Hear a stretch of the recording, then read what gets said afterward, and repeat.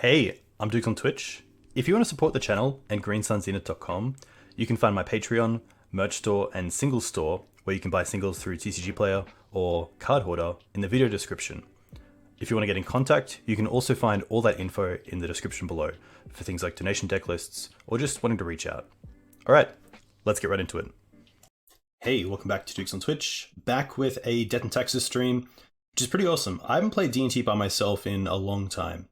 D&T was the first deck I got into Legacy with, porting over from Green-White Hate Bears and Modern back in 2014.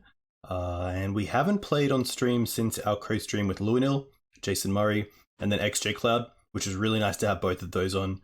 Two guys you're going to learn a lot from with the deck, so really appreciate that time. And obviously with Dave Lance finishing third in Legacy Pit Open 2 with D&T, really awesome to see. David is a great player to watch.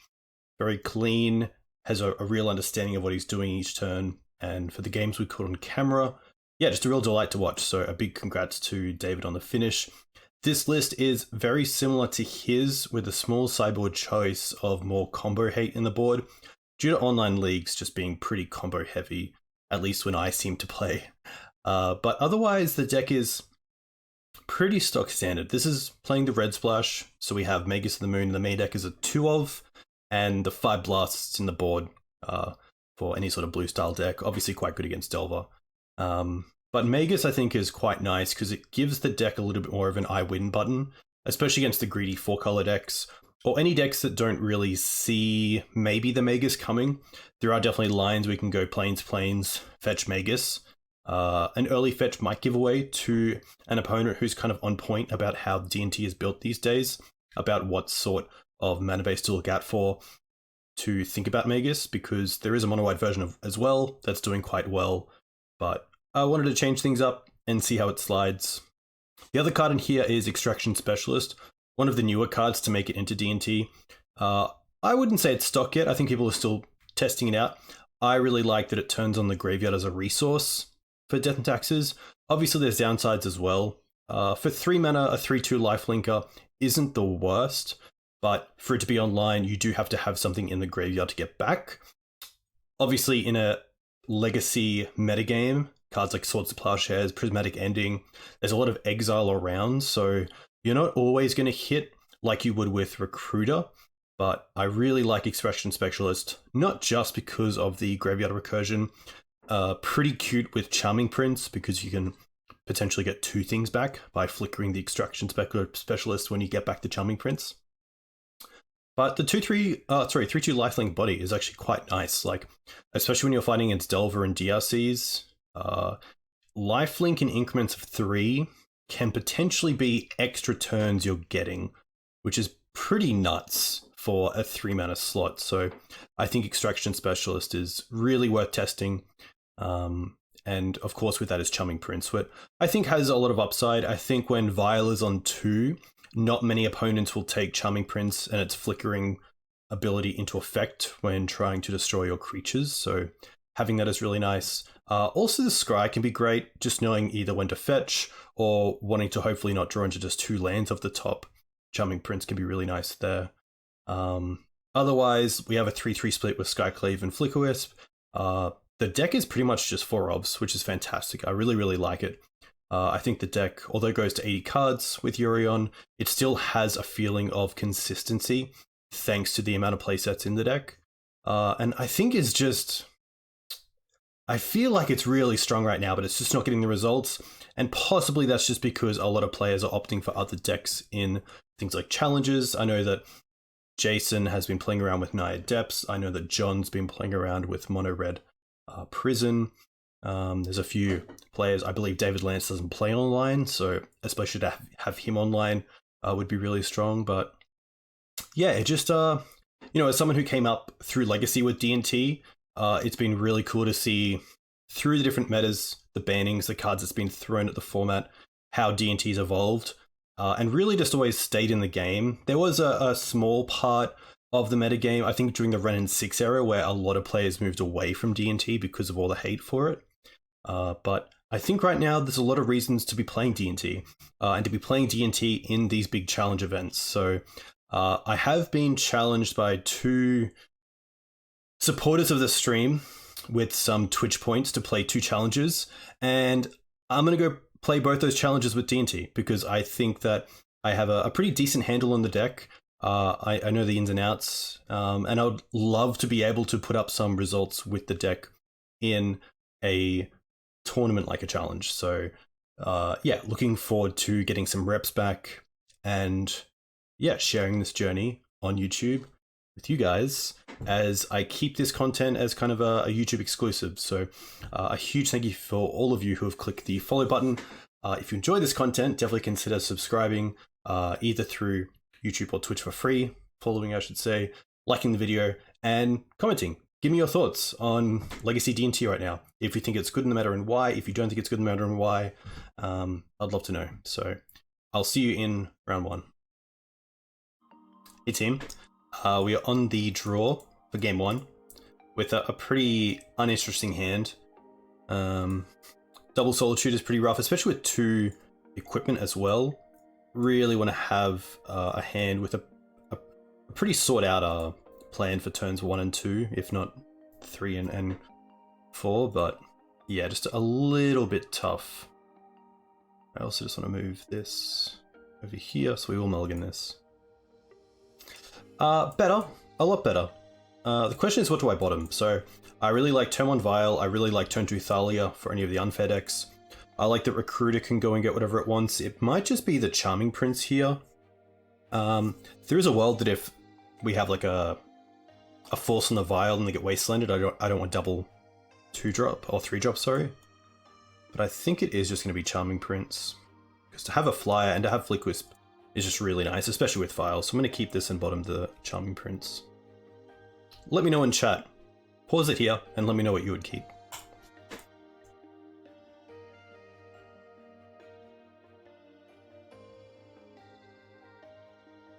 Not too sure what we're up against. I don't believe I've played for those who have Heart. But this hand is quite nice because it has turn 1 Vial, which is perfect. Thalia for unfair decks, Recruiter for just going the long game. Flick Wisp obviously has a ton of play to it as well, either defensively or proactively or reactively.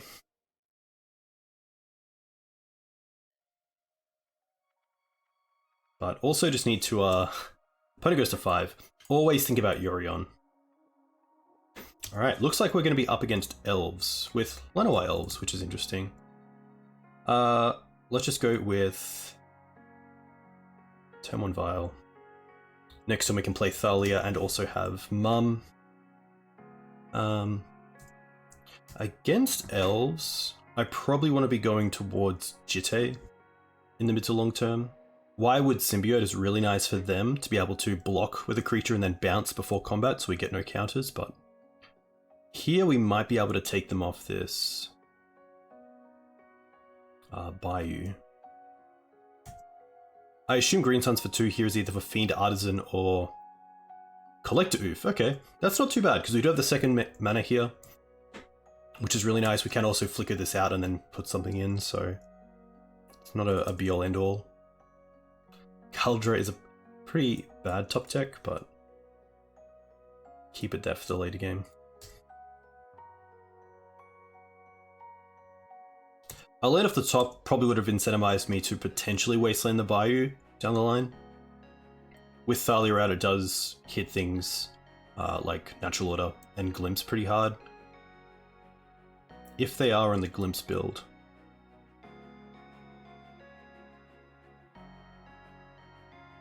But Thalia is just quite nice because it keeps them from attacking. Getting the Mum online isn't too much of a priority, especially against a deck that typically doesn't run main deck hate. But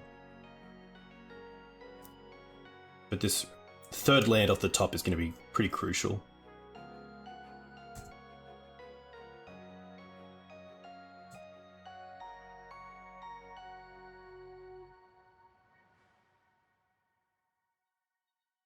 There is a world as well where I keep the Wasteland, obviously for myself if I'm missing land drops or trying to get to 3 mana, but even if I was able to hit the Bayou next turn, I might want to keep it for Cradle. However, most of the time, once they play the Cradle and activate it for mana, you're probably losing the game that turn, unless they're in a really weird spot. Alright, so Quirion Ranger actually just turns off the ability to Wasteland the Bayou because they can return it. There's Cradle for 4. Sticking Green Suns for 2 here.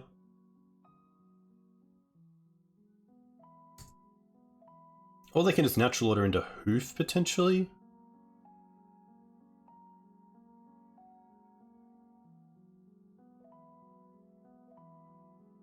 Ah, Green Suns for 3. Grist?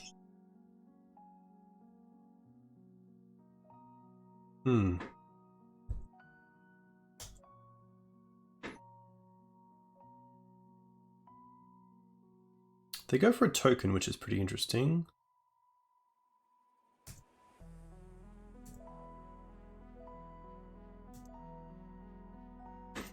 Another Vial. Okay. Sort of our plays. We could Wasteland the Cradle and then play Mum.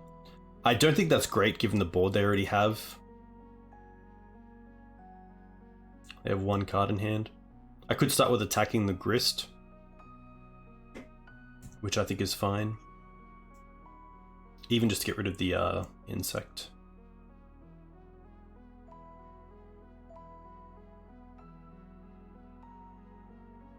Wait, that's me. Shouldn't that say attack Grist? It's pretty funny.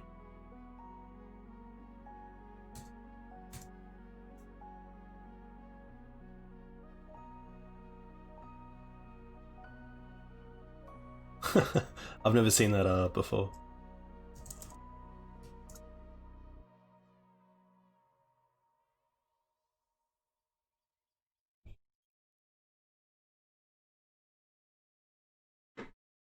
I assume they just block with the token. I don't think there's a world where they put like multiple creatures in front to try to kill the Thalia. Well, they let it slide. Okay. I think here is a pretty big point in the game. And I think that by playing to win, I don't Wasteland here and try to draw into a 3rd land. I think that Wastelanding the Cradle is just trying to play not to lose, which isn't a great spot. Like, going back to 1 mana when we have no Vial in play, or no Vial on line, and 2 3-drops in hand is just not too great.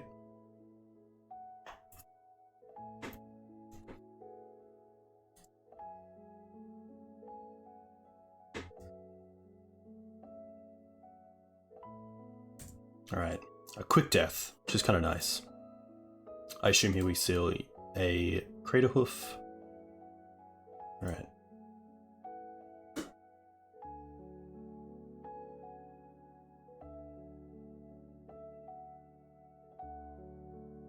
MTGO definitely having a bit of an issue here. Yeah, it looks like it's... Let me quickly be right back. But hey, if you're enjoying this content, definitely now is a great time to follow the channel.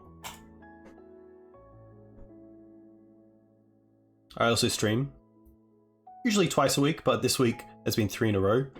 Played Bant Maverick, 4-1 finish, played Punishing Mav, got a 4-1 finish, and then played Naya Depths with a 4-1 finish, so can't get that trophy, but I think as well there's some little lines that I can definitely work on myself to not put me in the positions where I end up losing games just due to small decisions that snowball.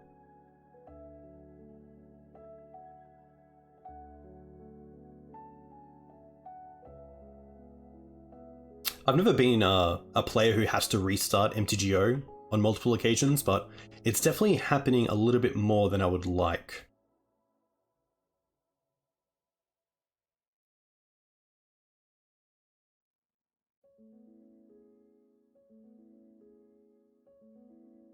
Also, big shout out to Mark Strassman, aka Strass Study. He also streams, I believe, at twitch.com/StrassStudy. He came 22nd in the Legacy Pit Open 2, which is pretty awesome. The highest placed Maverick player. He's also coming on for a co-stream this coming Saturday, which is pretty nice, or Friday night EAT. Alright, we're back. Apologies. Alright, so in this matchup, I like the Peacekeeper. I like the Containment Priest. I like the Council's Judgment. Mindbreak Trap's always an interesting one, because typically I find the plan for elves against midrange post-board is just to slowly get towards Progenitus, but I think they're going to be better than cards in the deck that otherwise aren't that great. I don't mind Megas turning off Cradle, but I think I'll just go down to 1. I could see the second one coming out. The Lion Sash is a pretty easy cut. The Cathar Commando is a pretty easy cut. I still don't mind the Thalias, even as Solitude fodder. Recruiters are great. Specialist is okay as just a mid-range kind of creature, and to get back something like a Spirit that's been dealt with. Batterskull and Caldra is still nice. It could just be something like 1 Thalia and potentially the Extraction Specialist or the Timeless Dragon. I actually like that. There we go, just in time, I believe. Oof, just in time. Alright, so what I want from my hand, I want an easy plan, I want a turn 1 sword, I want a 2-drop that's going to build out the board.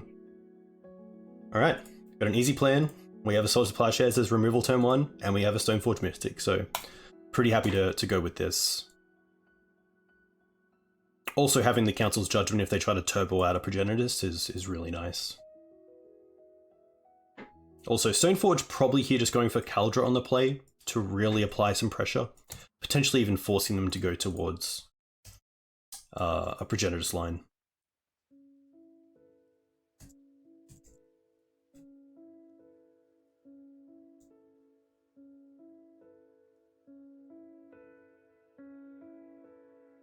Elves typically pretty tough, but I think that a lot of the tools that D&T's got over the years has definitely helped the matchup. Especially for the slower versions with Fiend Artisan, I think D&T's a little bit more favored against that build than the traditional Glimpse build. But, you know, with turn 2 Spirit of Labyrinth, the Glimpse builds can really be shut down pretty quickly. So it really depends on how your hand develops and plays out. Windswept Heath. If they play Heath Pass, I'm pretty happy to just Stoneforge here. And not hold up Plains for Dryad Arbor. I couldn't play Mum here. That's definitely pretty interesting. That also means that the Stoneforge just won't die to some sort of removal effect. Like... I wonder if they play Thoughtseize post-board. They bring that in against the Stoneblade decks. I don't mind taking the turn off for Stoneforge. Like, we're still developing pretty well. And Mum being online to protect further hate bears like Peacekeeper or Containment Priest or Spirit of the Labyrinth is really nice. But I think that this play kind of shows off that we do have removal.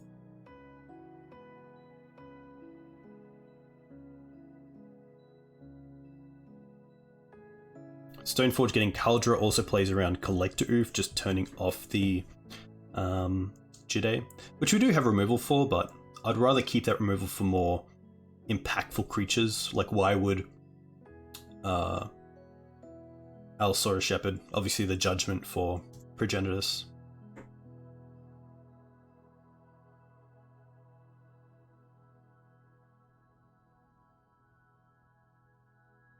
And there it is. They have Snuff Out. At least that's the Mum removing the removal spell.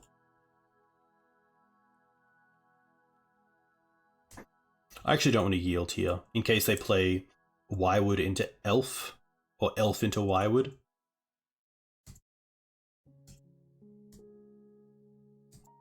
I will get rid of this. Not sure if these decks play Crop Rotation still, but pretty happy just to keep the board clean for as long as possible. Okay.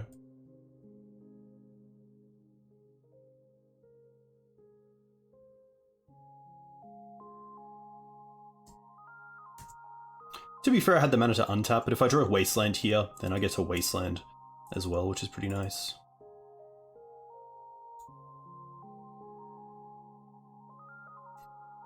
We might hopefully just see an end step Dryad Arbor and then Progenitus of Natural Order the following turn. I also have to remember about Yorion being a solid just 3 mana put in hand.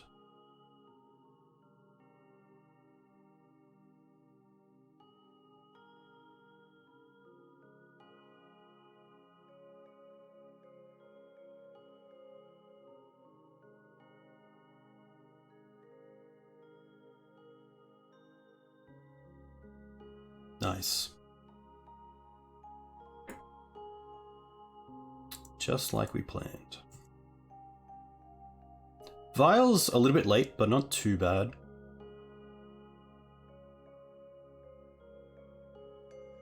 I do just want to get rid of the Progenitus now because it plays around Thoughtseize and also just turns off this Cradle.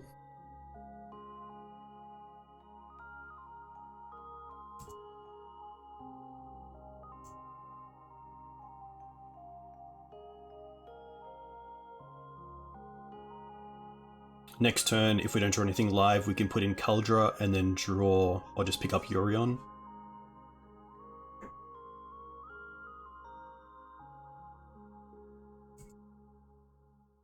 Also, like, turn 5 at 20 life, we're at a very healthy life total, which is nice. Wasteland. I like starting with Kaldra, and then I think I will play the Wasteland here.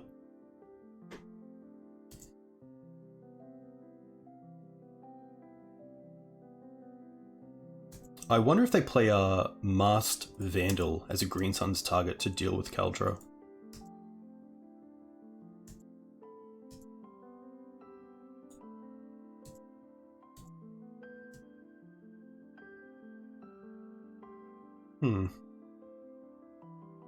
Even though they have only one creature in play, I'm pretty happy to hit the Cradle here.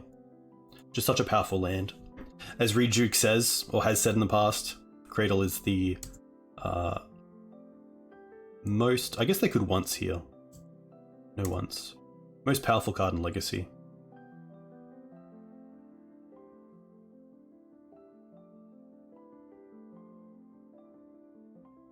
But Kaldra, I think, has really changed this sort of mid-range combo deck matchup a lot as well. A little bit like Naya Depths, where Kaldra just applies so much pressure that it kind of forces you to go off maybe sooner than you want to.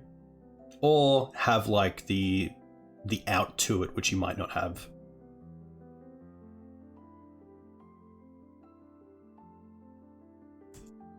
I feel like this might be Vandal.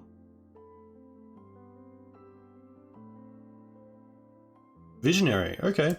Going for the value play. That, to me, signals that they don't have Masked Vandal in the 75.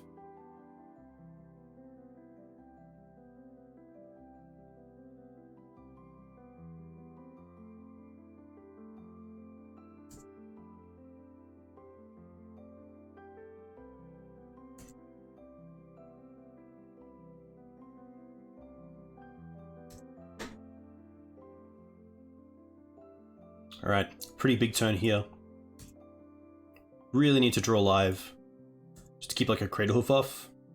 Mesa isn't it. I'll attack with... I think it's worth attacking with both here because they're probably going to remove the Visionary anyway. This just forces them to do it.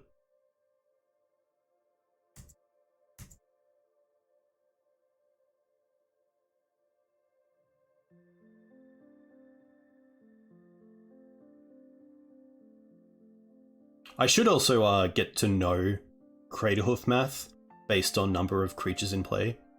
So it's +5. Oh, so it's 5 and then plus the number, so 5, 8, 9, 10, 16, I believe, with 3 creatures. 3, 6, 9, 5 is 14, 15, 16 if they're 1 powered. So thankfully not lethal here. They would need a pretty good 3 cards in hand to get there with Hoof.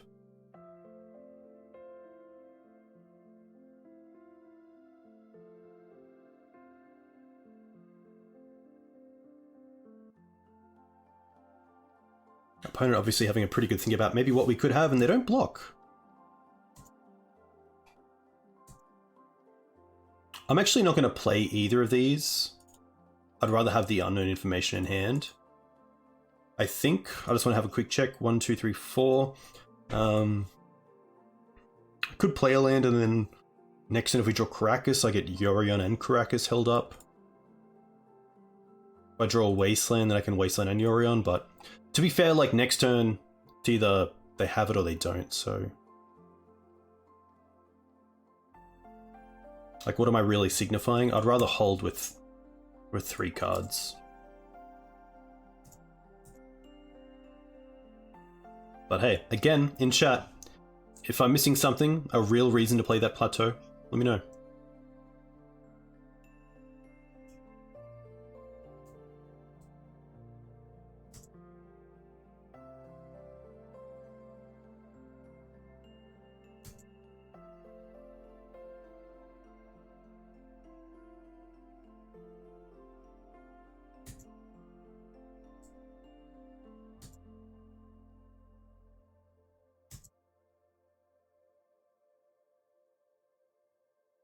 Yeah, that's a pretty scary turn, to be fair.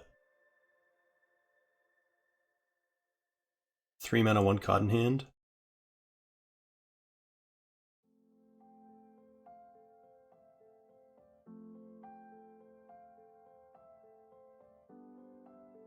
Okay.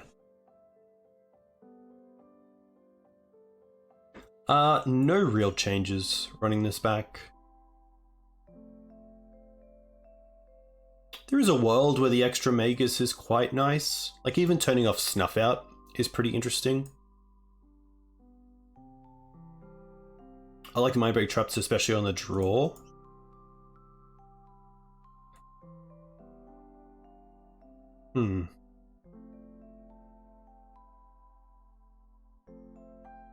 I could see third Thalia for Magus.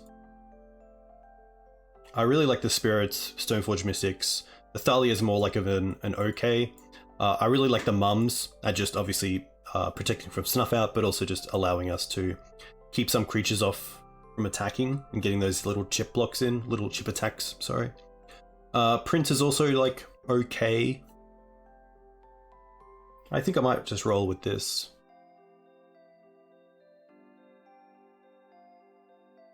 On the draw, I would love to have double removal spell. Okay.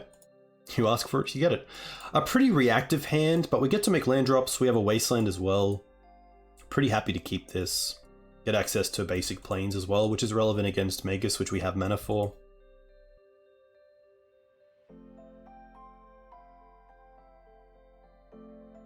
I think one thing for this matchup is making sure that your Swords to Plowshares hit hard, and by that I mean just not hitting something just because you can,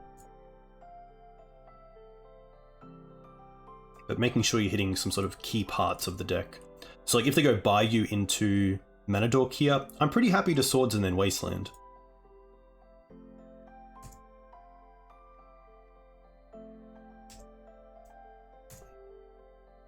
Okay.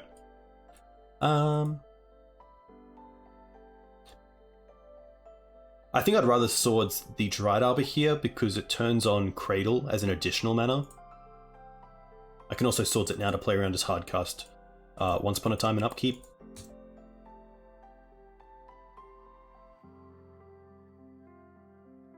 Could have also fetched there just to get another land out of the deck.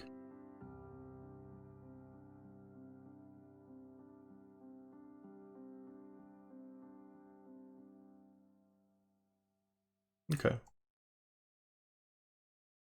There's Magus, which is really nice. Which kind of makes me not want to Wasteland here.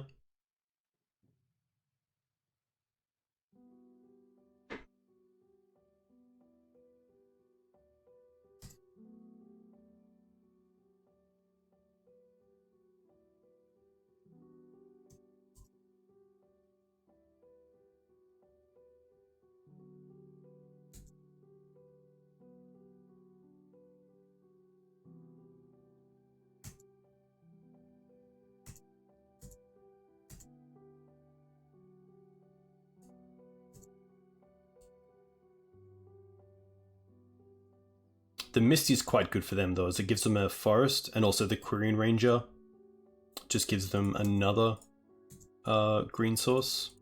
Skyclave. And that's pretty interesting.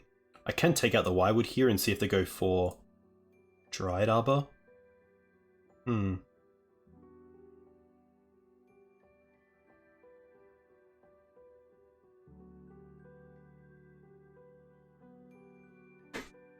Let's have a quick look. So, Skyclave take out Wirewood, puts them back to 2 lands, and potentially that might push them to go and get Dryad Arbor.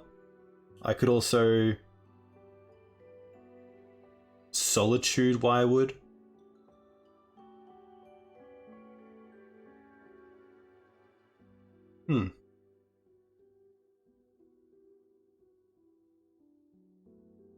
I think the big thing is natural order for Progenitors. That's what I need to play around, which is quite tough because Quirion Ranger gives access to double green off the basic from this Misty.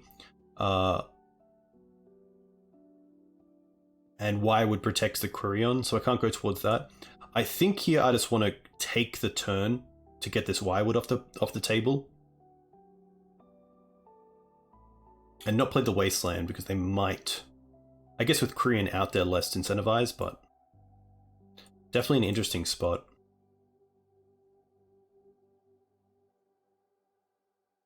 Yeah. I think it's Skyclave take out the Wirewood and then next turn Magus.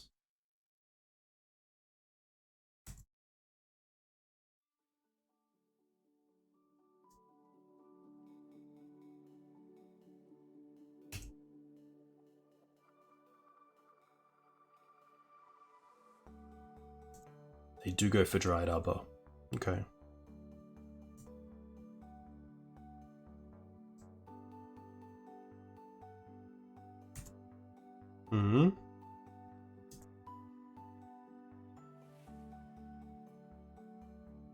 There's 2 cards I don't want to see.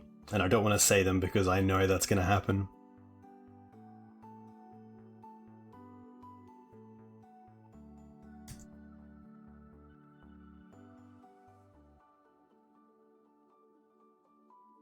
Grist. Okay.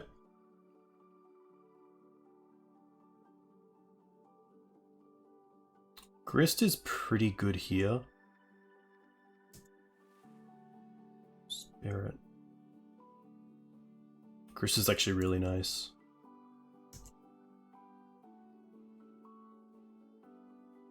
I will attack Grist.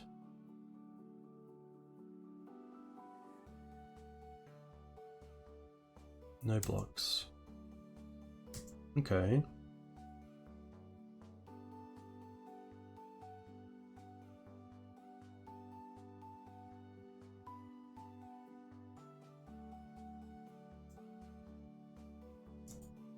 This is really tough because I don't want them to trade the insect with the Grist. I don't really want them to trade any creature with the Grist. But then at least they lose the Grist.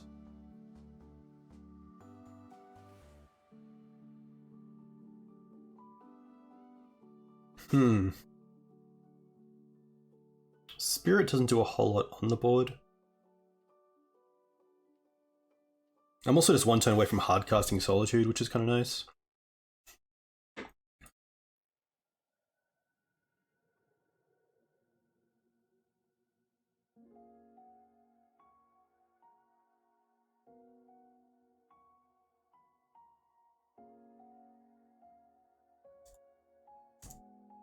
I'm gonna hold the seat because it could come online.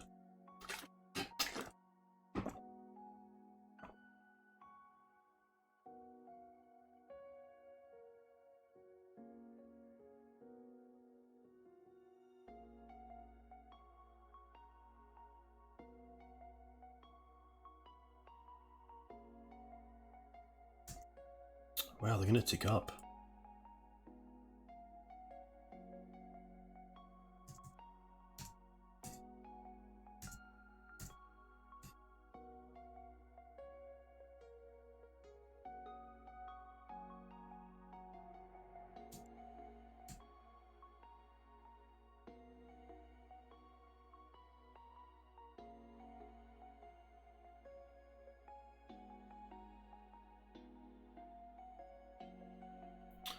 So they can block with Dryad Arbor, then return with Quirion. So I could take out the Quirion Ranger here with Solitude, but then that would allow them to double block the Magus if I attack with everything.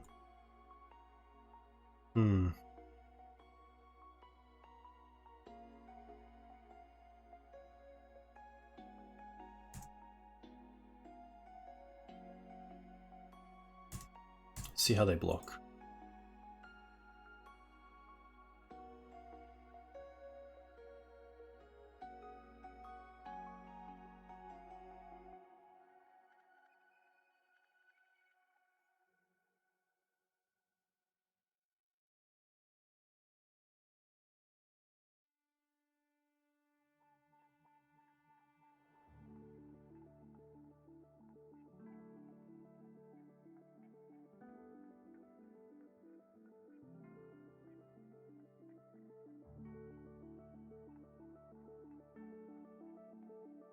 Solitude this turn into pick up Yorion next turn is quite cool.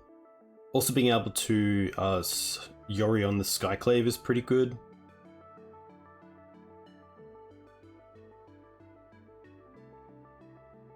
A lot of different lines.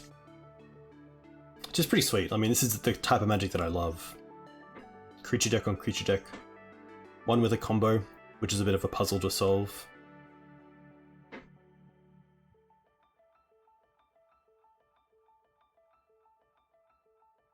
Yeah, they put 3 in front.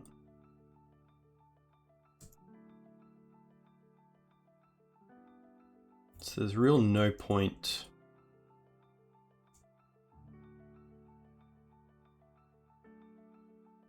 Actually, this is actually pretty interesting. We could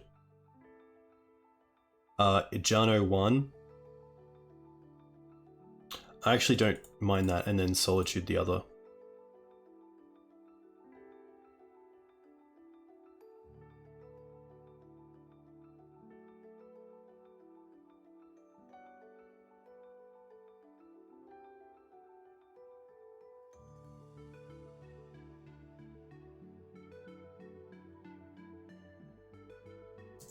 Because they obviously want this Magus at the table, and then still 2 gets through.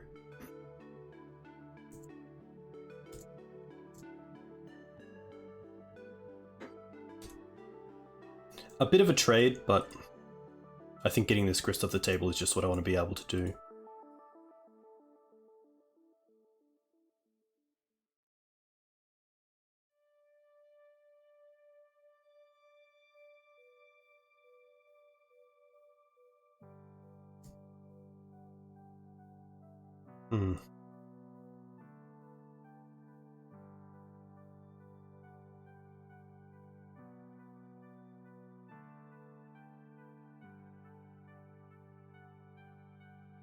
I think I attack still with both here and see how they block.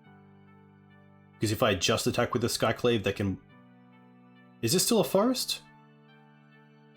I'm not too sure. That's a good question, actually. I think it isn't. And that's why the forest is... Blood Moon Dryad Arbor.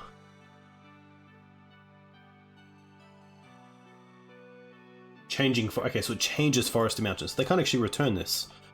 Interesting. I think in that case I'm happy to attack with both. No. Attack with one. They block and then trade the Grist away for the Magus.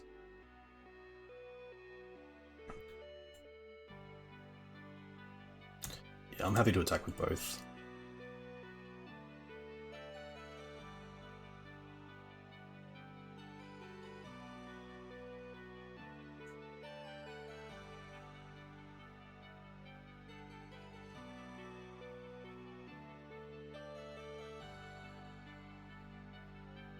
Okay.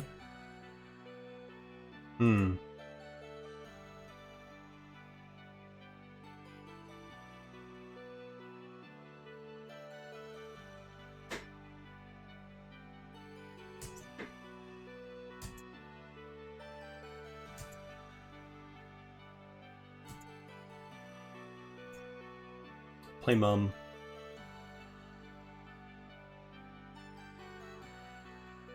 get Yorion.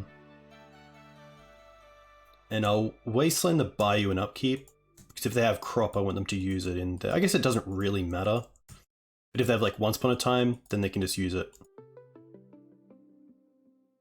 Okay.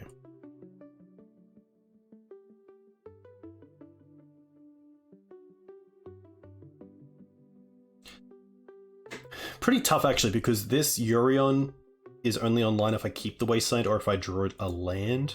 But to be fair, if I Wasteland here, then any top deck is pretty much live other than Vile, which is nice. So I'm actually pretty happy just to Wasteland here.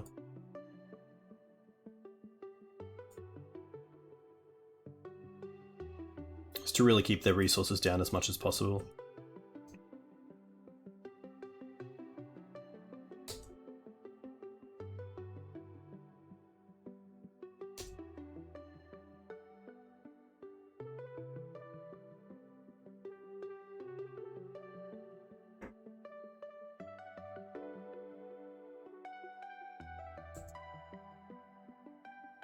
Nice. No need to attack.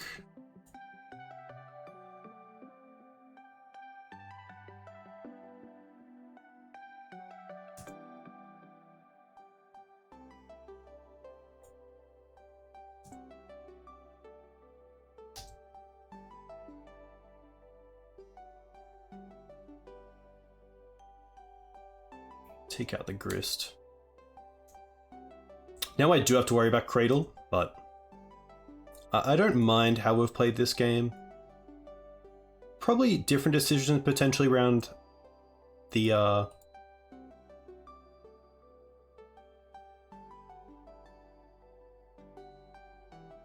Magus of the Moon, but pretty happy so far.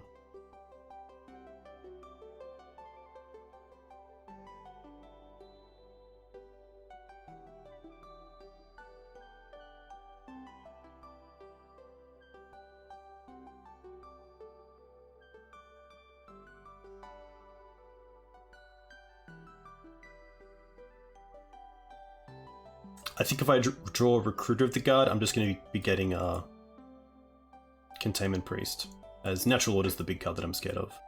Oh, they're going to go for Cradle, 4 mana, and then... That's it, okay. That's it, I say. Extraction Specialist, that gets back Mum?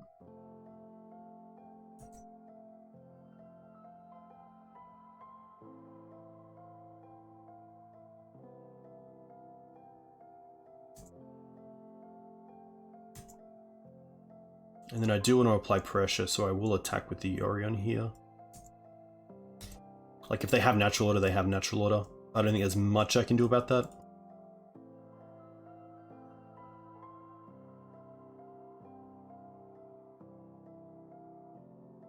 Maybe the crop into Cradle is just a giveaway that they have Natural Order.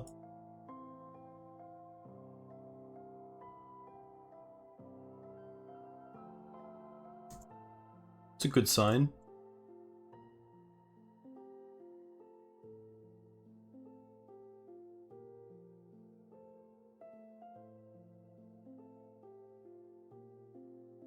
Another Cradle. Oof. 8 mana. Oh, wow.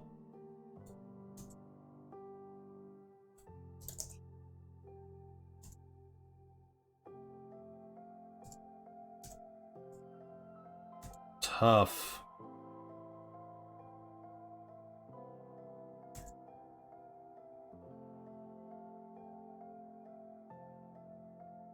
Yeah. Tough. That is it. Alright. We'll see you in round 2. Hey team, back for round 2. And we are up against Legacy Mr. Nice Guy, Tony, aka Interplay, who I believe will be on mono green depths, but he just said don't laugh at what's about to happen, please. So in the blind, I'm pretty happy to keep this. Turn 1 Mum, turn 2 Spirit, a little bit of interaction. So let's see how this goes and see what Tony is on, because it's obviously not going to be mono green post. Saga. Okay. Saga, I'm pretty happy just to Wasteland here, but Magus makes that Interesting. So we go Plains, Mum, Saga to 2. No, this triggers before the Magus comes down, so I don't mind just wastelanding here.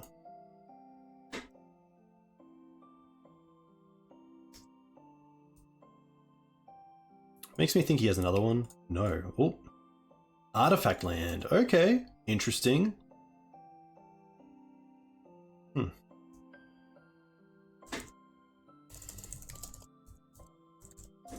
This is indestructible, so I won't wasteland it.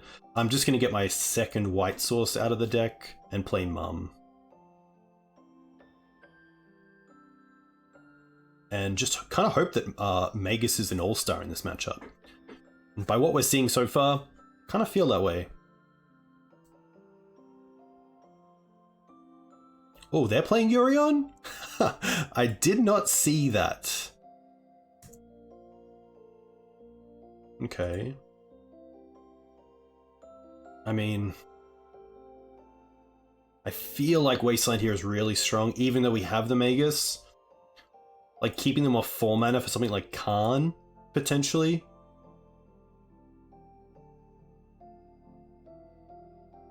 Yeah.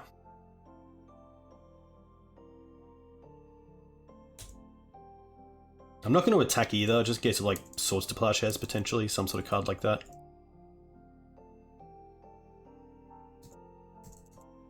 Nothing. Oof. Oh, discard Yorion.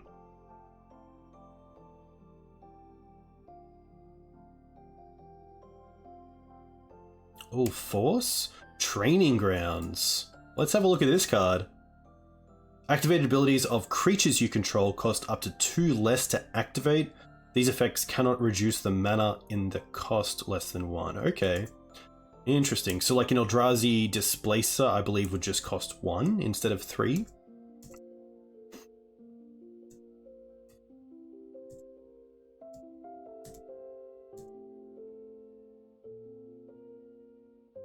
Alright, I'm pretty happy to force check here.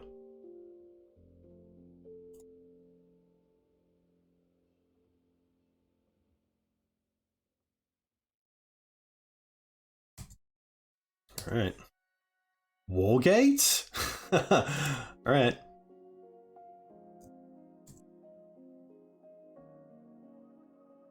Alright, next time we get to Mum and Wisp.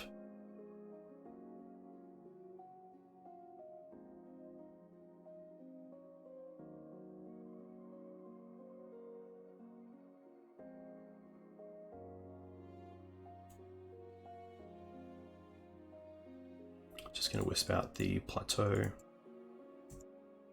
Start getting in.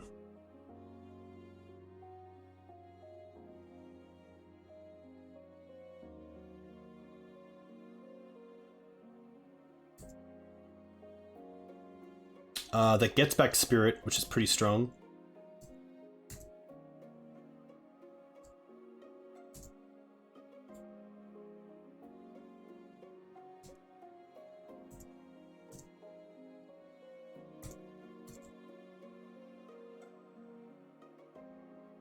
Yeah, tough. Like, sometimes Wasteland just gets there. This is going to be an interesting match. I feel like because of Wargate, I want Containment Priest. I don't mind the Council's Judgment. Seeing that it's creature-based, there's a world where Peacekeeper is okay, but I also am just not too sure what I want to take out. I think that Cathar's pretty good. Lion Sash, I don't think is really what's going to be happening here. Potentially Thalia. They force the Spirit, so that makes me think Thalia is okay, but potentially they're just on like some sort of drawing deck. I think I'm happy just to make some slight changes and then see how this goes. But, like, Mega seems quite strong.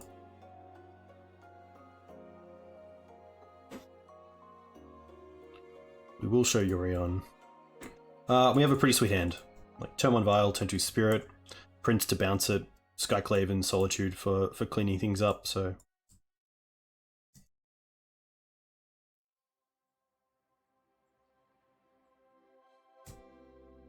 Amulet. Okay. Am I supposed to hold up Wasteland here? I think I'm just going to go with Karakas into Vile, and then next turn we can Wasteland if needed.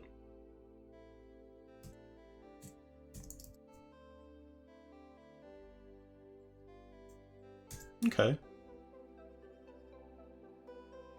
Okay. Pretty happy to get rid of that Saga.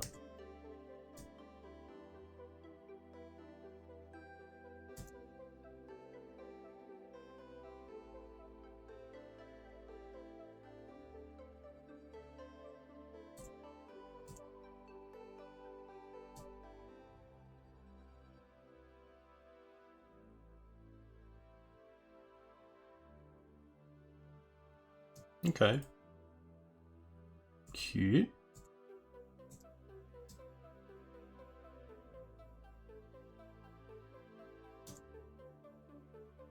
Vile goes up to 2.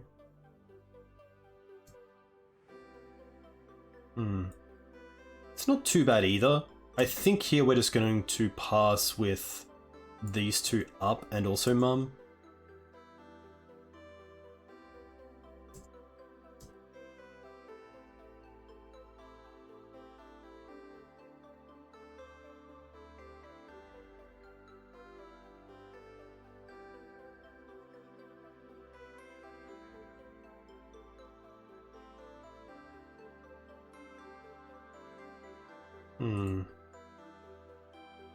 Okay.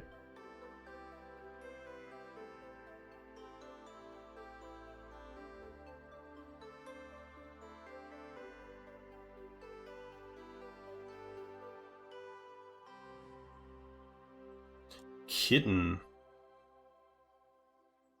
Whenever you cast a non-creature spell, exile up to one target non-land permanent you control, then return that card to the battlefield under its owner's control. Sure. Have like a 0 mana? No.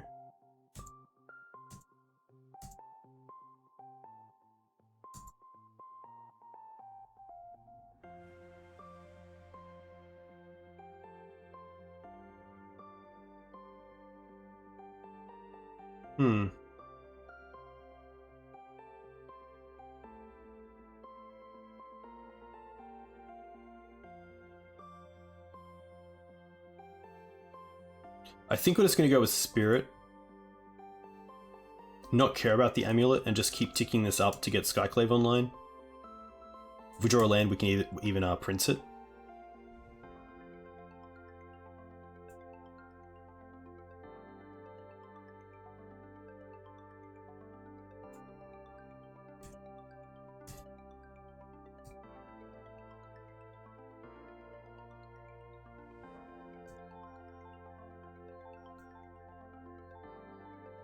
You could say that I have Solitude spare, so I should have gone after one of these. Maybe the Amulet, because I have Solitude for the Displacer. But we can see how this plays out. Tamri. Whenever one or more non-creature permanents are returned to hand, draw a card.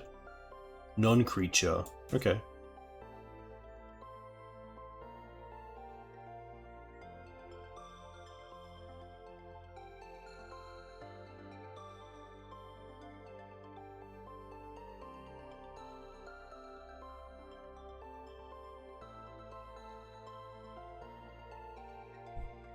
Turn a land you control to its owner's hand, return target artifact or enchantment card with... Ah, interesting, so they returned the artifact land? No, the Simic Growth Chamber. I think in response I'm just going to return the...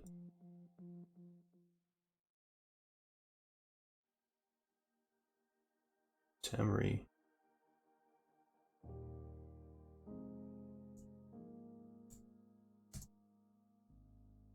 Oh, but they don't draw, thankfully, because they're prevented from drawing. Nice. I'm probably going to just keep this at 3. I could go up to 5 for the Solitude. We do have a lot of good 3-drops in Flickwisp, another Solitude, Recruiter. I'm going to take one more draw step and see what happens. Okay, that's a land.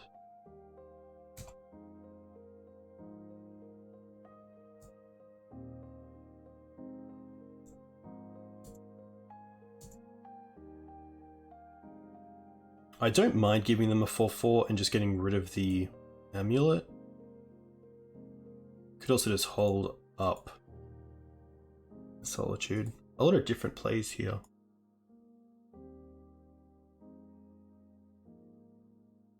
I don't mind getting rid of the amulet because of the Simic Growth Chamber. But I can respond to the trigger of Simic Growth with Caracas, so... But then they can't draw anyway, so it doesn't really matter. Yeah, I think because we have the Spirit Online, we're not that scared of that card in play, so I actually am just going to go for Charming Prince. Flicker the Skyclave, get rid of the amulet.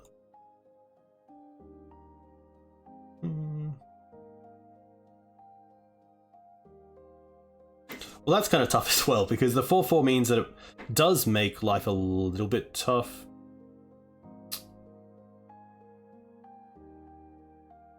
Like, just with attacking. I actually think I just want to scry here and make sure my draws are live. Okay, there's Recruiter. I'm going to put that on the bottom and keep this on top. Doesn't really matter because the Recruiter we're just going to draw into.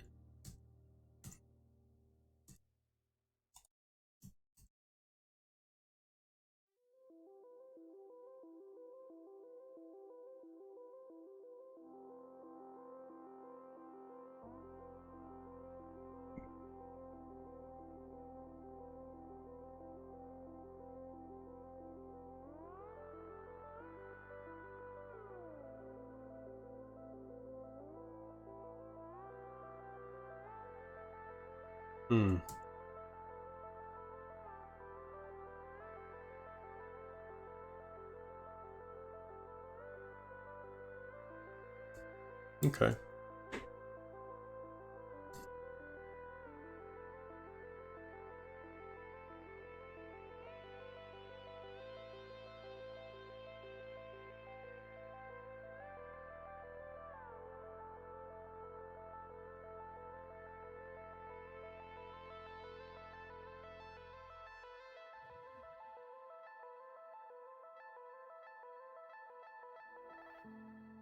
So they can play Tamara here and also make a big creature.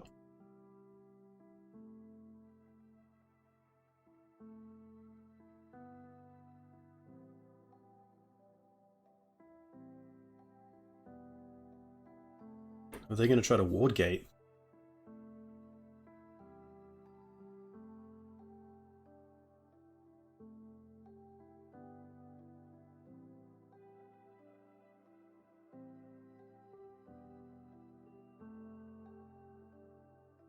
Looks like a War Gate. Okay, for 2. Not going to do anything in response.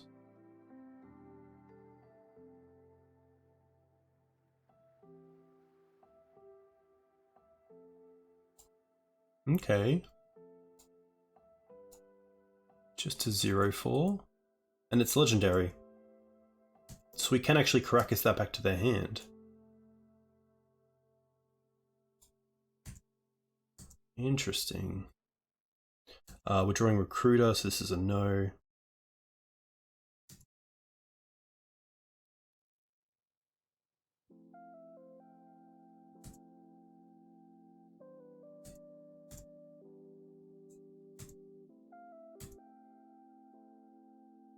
I think here I just like passing with Recruiter open.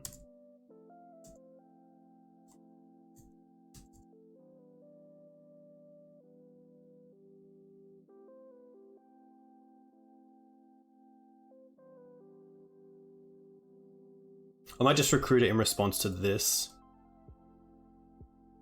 So we can get Flicker Wisp. I think it's the best because it can take care of a construct, you can flicker the Recruiter.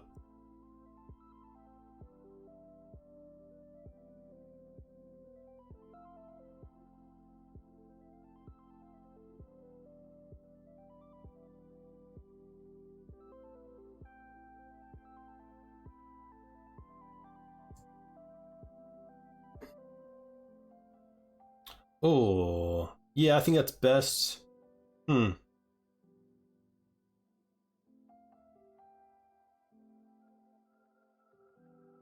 Yeah, I think Wisp is just best.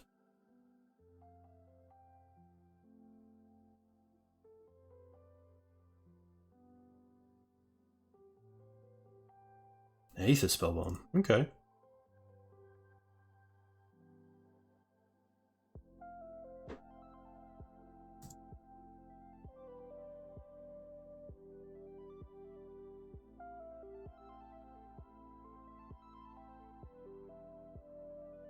Sure.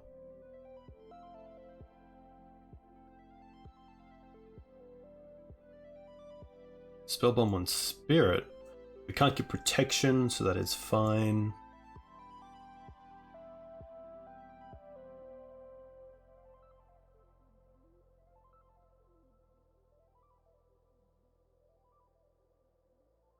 Hmm.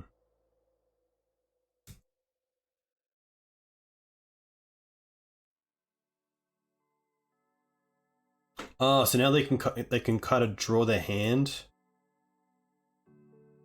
Should have seen that coming. I think I get rid of the Cathar here.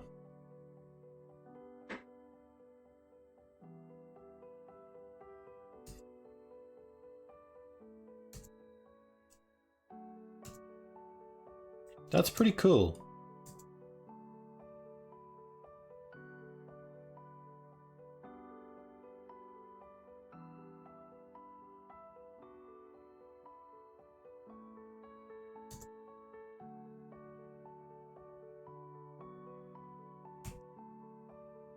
Oh wow, is that just game?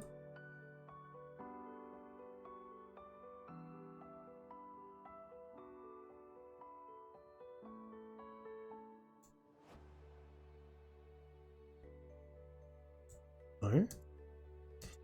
We return an attack for all?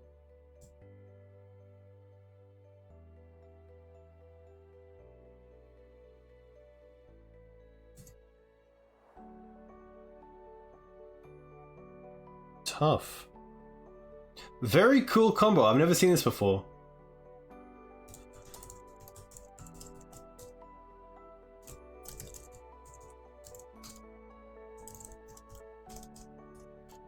Tough one with Wasteland and Spirit. Nice to get on top, for sure.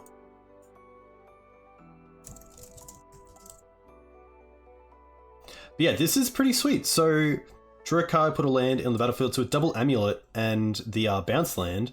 You just get to draw your deck. Very, very cool. All right, we're on the board. We'll see you in round 2, 3. Hey team, welcome back. With a pretty nice opener of Mum into Thalia with removal, and a pretty nice plan otherwise, so pretty happy to keep this in the blind. Just gonna go for a basic plains first, and then potentially go for a red source with the Misty, but depending on what we're up against, maybe Magus just isn't even relevant.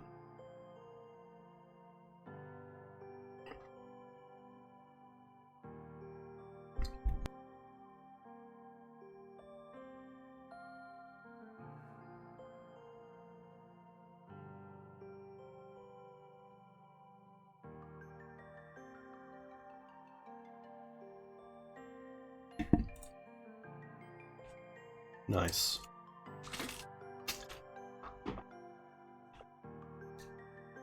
Like, if this is going to be another Wasteland matchup, I really want to get just a second plains here.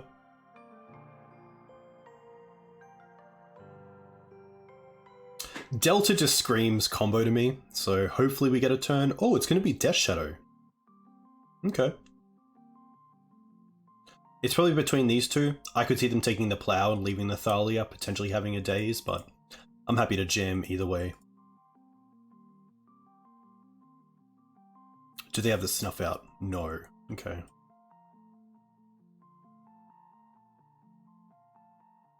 I actually like Magus in this matchup, so actually I'm going to play the Unknown card and just jam Thalia, which is pretty huge. I'm not going to attack. There's a world where they draw into Snuff Out and then get to remove Thalia for free, so I am just going to pass.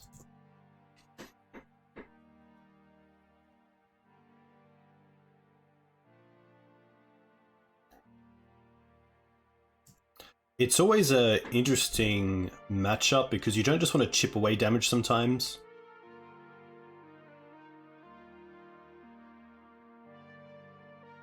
You want to try to get there in like 2 big swoops. Okay.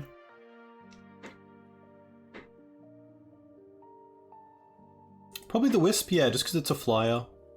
But they are tapped out now, so anything that comes down is uncounterable, which is really nice.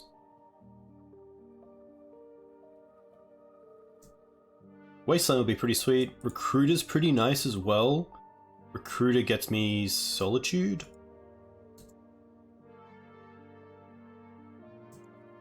Could just Recruiter for another Wisp as well, that's pretty sweet. Solitude plays around days? I could go for Mountain here. I actually don't mind that, seeing that I already have 2 planes. It allows me to play around Wasteland while also having access to red, because, I mean, Magus is also pretty strong, let's be honest. It could just be Magus here.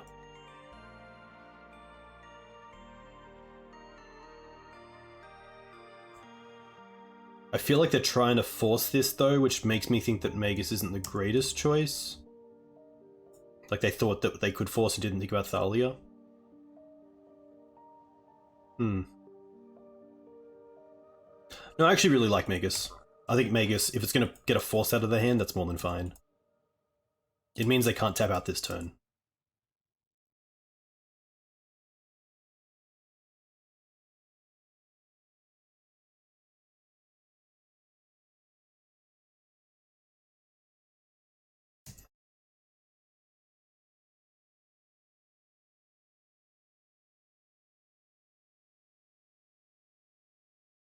Oh wow, that's going to go big. Okay.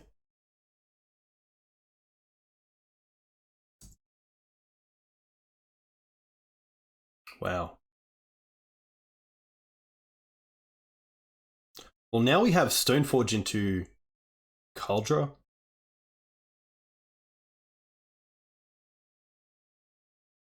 I still don't mind jamming just Magus here. Turning off all their mana.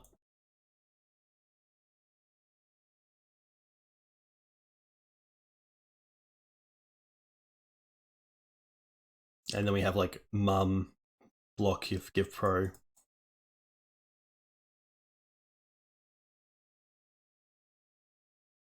That's if they want to attack with the Death Shadow. I could see them just attacking with the Murktide, potentially. And I think if they have a basic in hand, they hold it until after combat.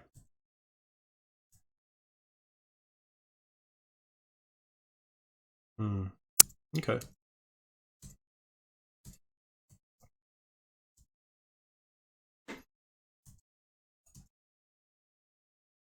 I think Solitude might have been the safer play.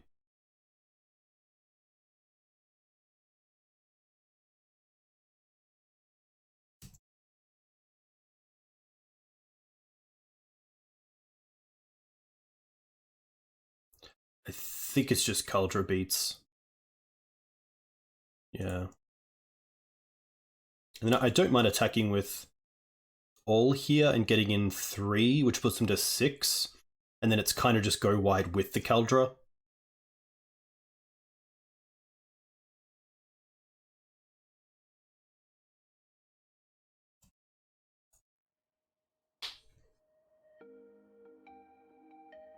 There's a lot of cards we don't have to think about, thankfully, because they just have mountains in play. So like Snuff Out's obviously offline.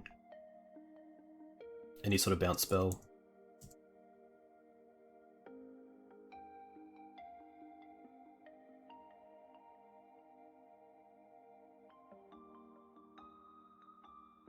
Give this pro black.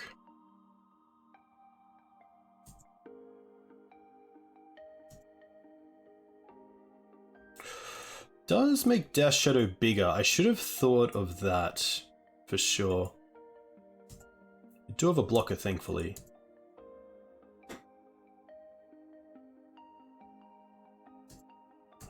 Yeah, I should have definitely considered that.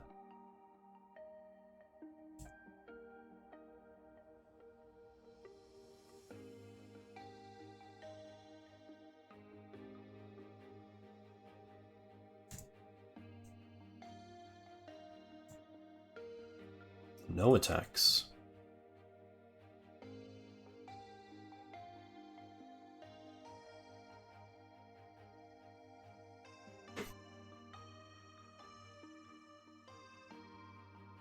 Happy to cast Spirit first. Okay.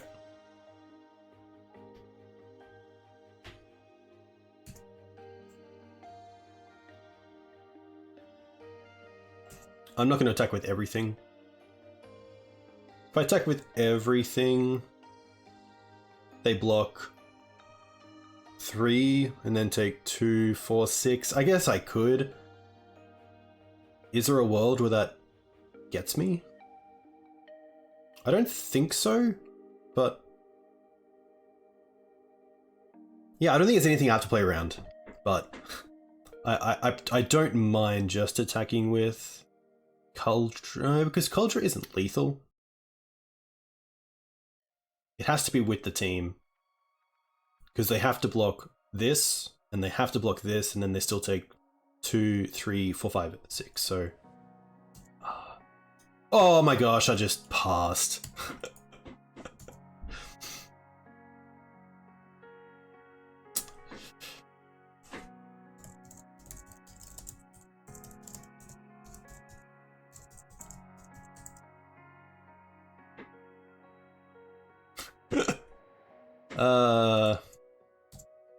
Look, I think we're in a pretty commanding position, don't get me wrong.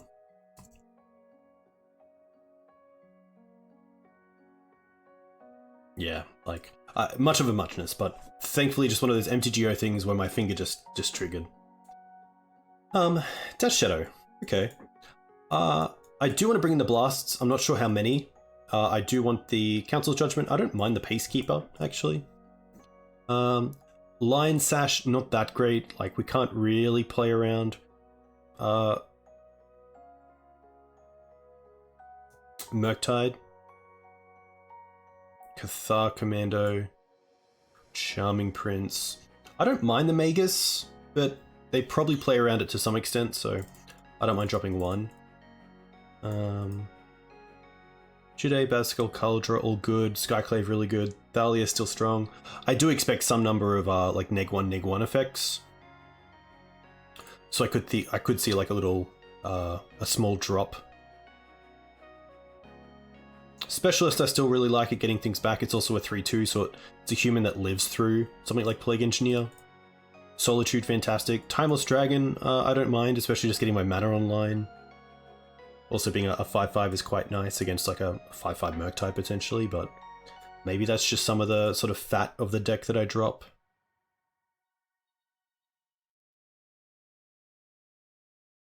Definitely liking this. Maybe not all.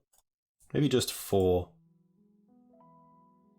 Could also see the Peacekeeper not come in, but I don't mind it, especially for their aggressive starts.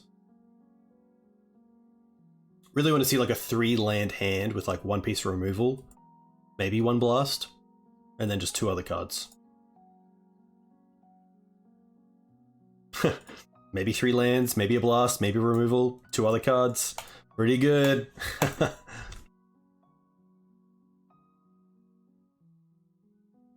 Opponent's gone to 5 cards. The question is, I think because we have 3 lands, I'm happy to lead on the Plateau. But it does open me up to Wasteland, but seeing that they've gone down to 5, I think that's going to be okay. Ponder. If the Ponder is a shuffle and we draw Wasteland, I think that's a pretty easy take.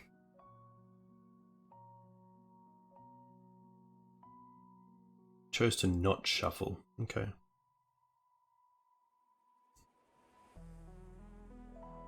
Wisp.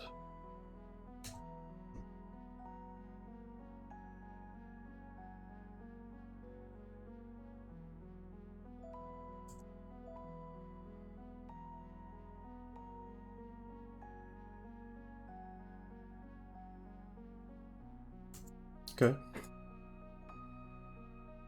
Pretty stacked hand, let's be honest. They probably take the Stoneforge as it's a turn 2 play.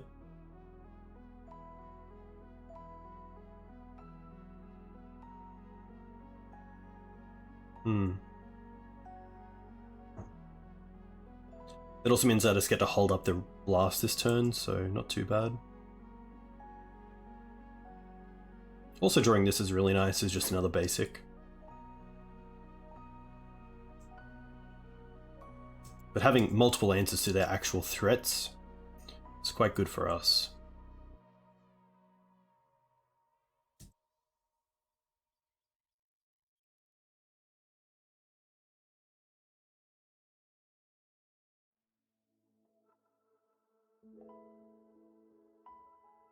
I could see them taking Recruiter here. Yeah, Recruiter's just such a good card because it just enables so many different routes to how I want to attack the game. Whereas Flickwisp and Skyclave are kind of limited by what they can actually do.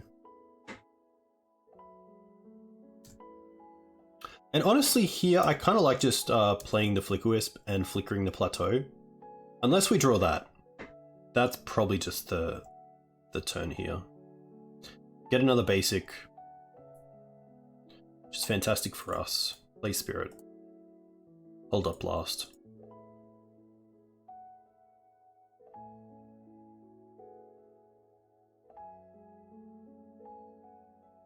Like, if they force this and go to one card, like, there is a world where I don't blast back and just allow them to have the 2-for-1 and then just keep the blast for another Ponder or Brainstorm or...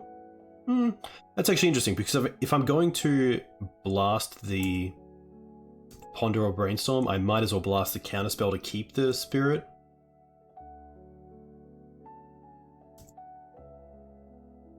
I guess if they're scared of Magus, that's why you take the Recruiter.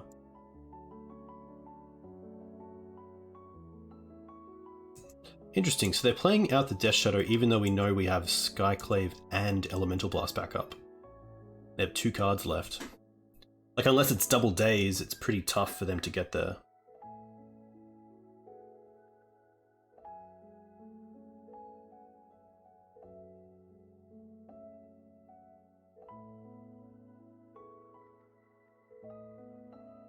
Like, is it like Stubborn Denial and days?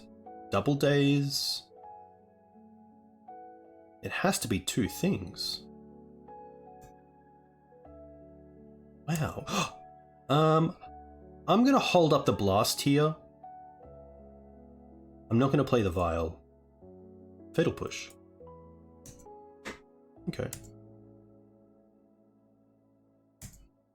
That can just be Flickwisp, which is kind of nice. I think being able to, yeah, just show that we have a blast here and potentially hit a Ponder or Brainstorm. I don't think we'll get the chance to hit a Murktide, but...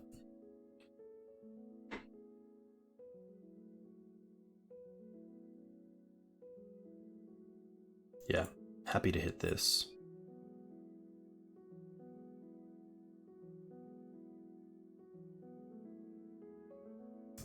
Okay.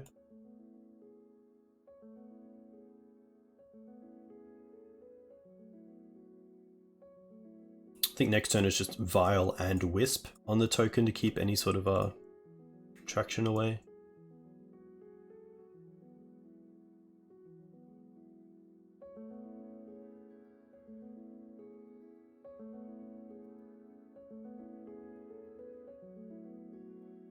No Murktide.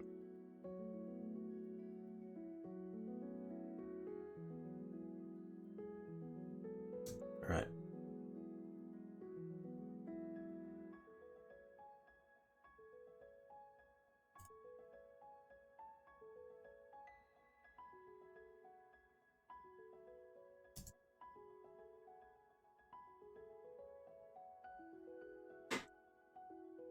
Now we're looking pretty strong.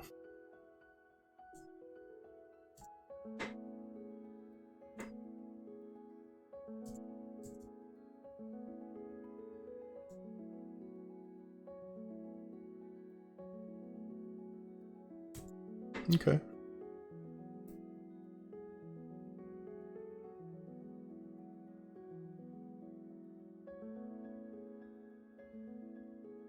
No shuffle. Okay, they found a threat.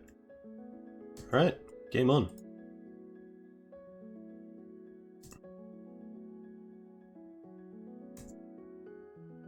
So they can fetch to make this a 7/7. So the big question is, do I want to fetch? Like, thinning isn't that big of a thing. I think I'm happy just to hold it for now.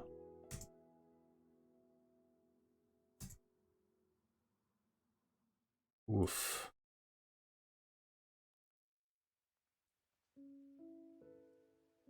That's pretty good, so we get to get back Stoneforge here.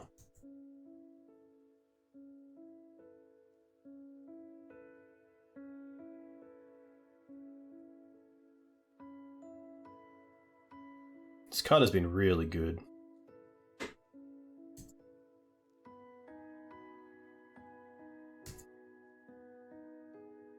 We're just getting Kaldra here as well.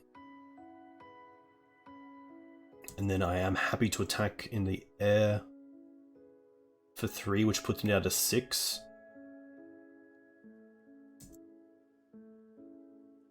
So even though this gets big, probably even a 10-10 by their turn. We do have a lot coming across. So they knew the top card and didn't shuffle, so it has to be removal.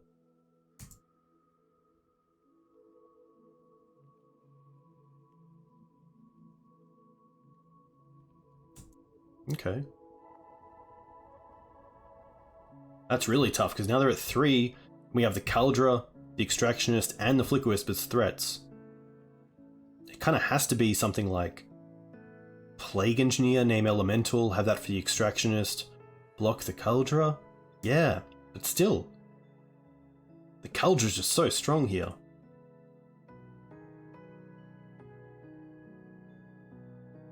They went with Human. That doesn't make sense. They have 0 cards, the Flicker Wisp is just lethal in the air. Take the 10.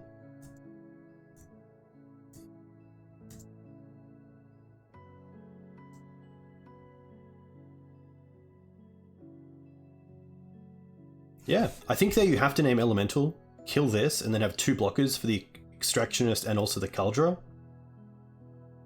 Tough one. Alright, we'll see you in round 4. Hey team, welcome back to round 4. We are on the play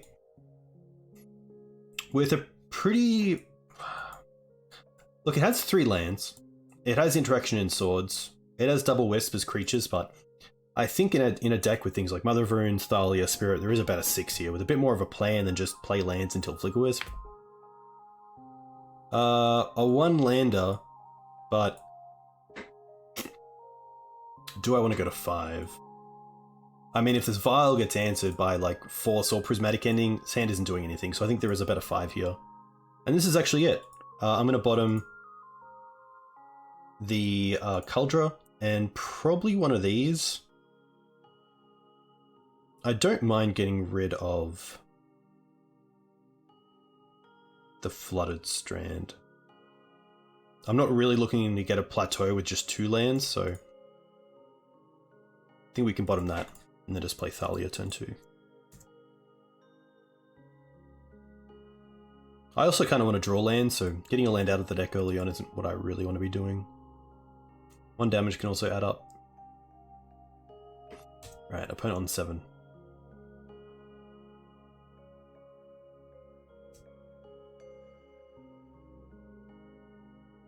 Snow-covered island. I could take it slow here, but I'm happy just to play Thalia, especially against a blue deck.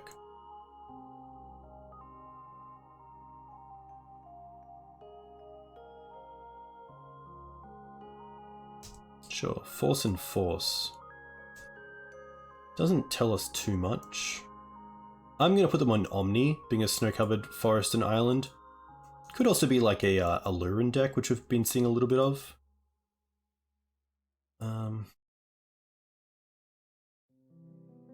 Which, like, seeing them force the Thalia makes me just want to get another Thalia with Recruiter here. And then we have the line of either Flicker Recruiter or play Mum and Thalia in the same turn.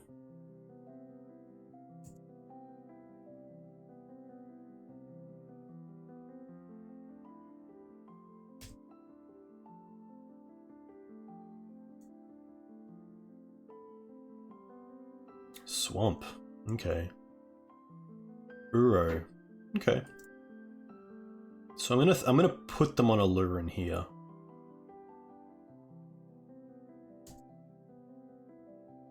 Stoneforge. I actually like Stoneforge here more than anything else. Just to get that real beat going with our Caldra.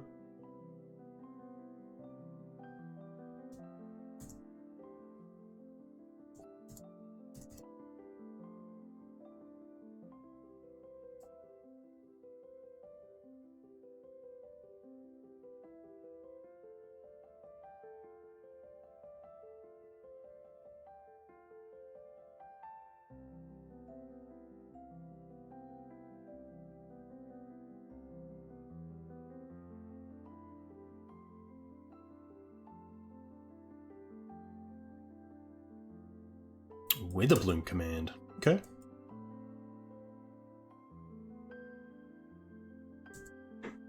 Well, Caldra's online, which is really nice. A land here would be spectacular. Boom. Play Thalia. Caldra. I don't have to worry about endurance here, so I will attack with the Recruiter as well. I guess Ice Fang is a thing.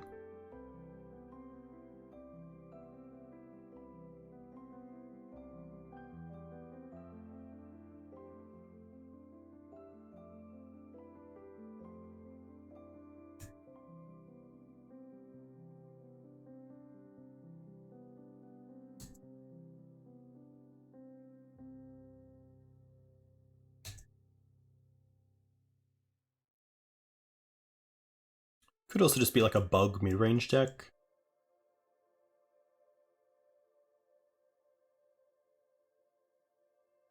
It's pretty nice.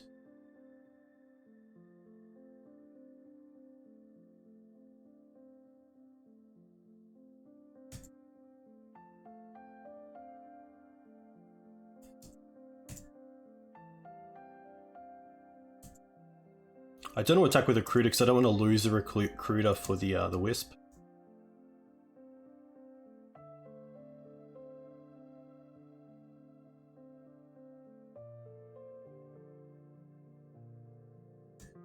Pitch the Uro. Okay.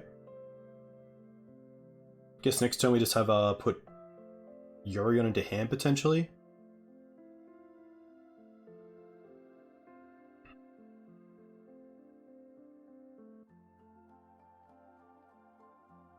We have 9 in power, so this has to be a pretty good turn. Strix is good, buy some time.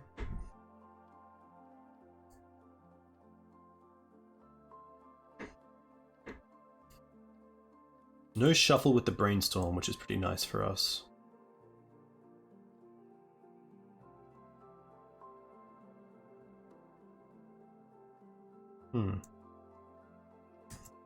Alright, let's attack with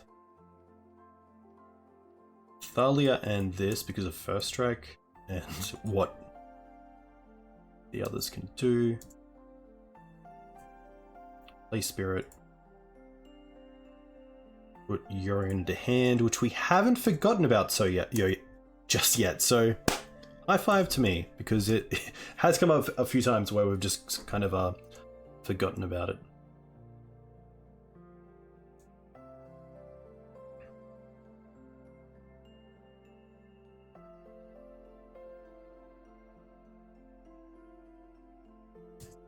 Okay.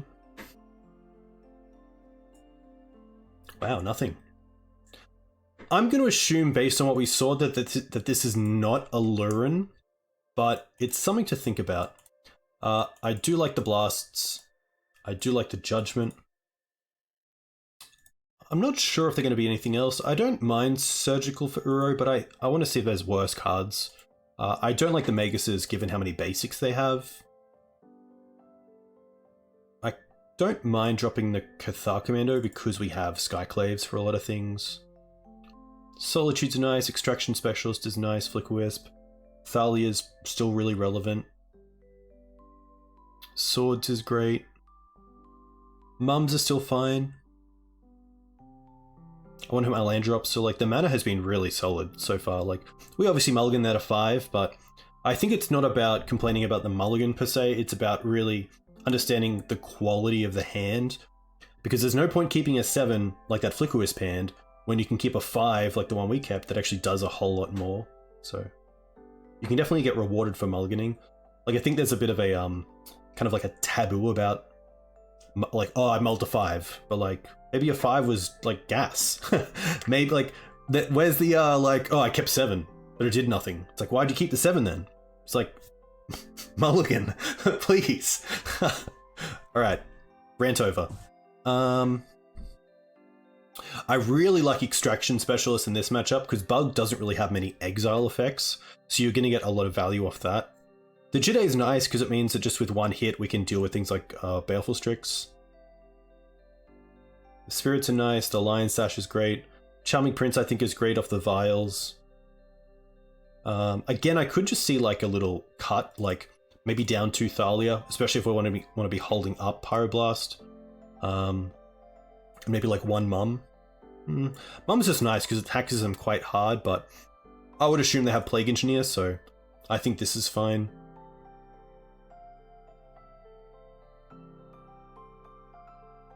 Last quick think. I could see a Solitude come out just for one Surgical, but like if they're really relying on Uro to win the game. We didn't see a 4th color, I believe. No, I actually like...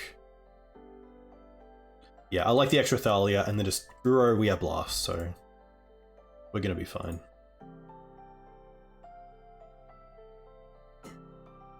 Just want to make sure I keep a hand with like 3 lands, maybe a Vial. This is 2 lands with a Blast, which I actually kind of like. Yeah. This hand has a lot going for it. I would assume we see a Ponder here, not a Thoughtseize. I was wrong. I think it's probably between these two.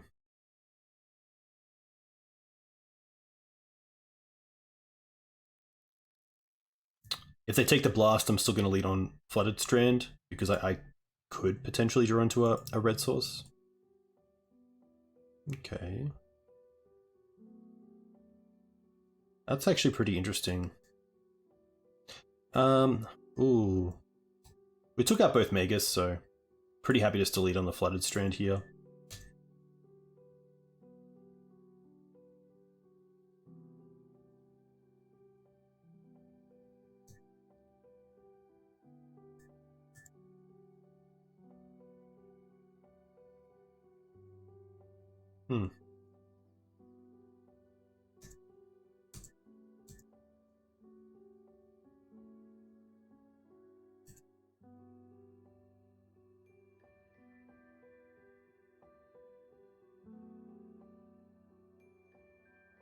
They don't know about these two, so I don't want to play them just yet.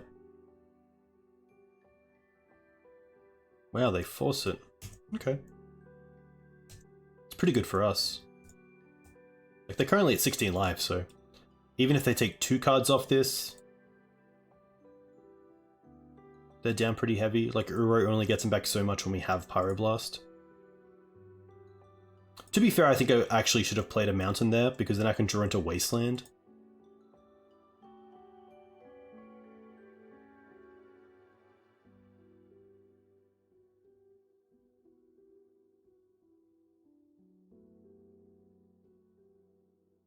I reckon they tried to cast Baleful Strix there and found out they couldn't. Ooh, okay. Now I kind of just like Mountain, Hold Up, Timeless Dragon, Cycling, and Pyroblast.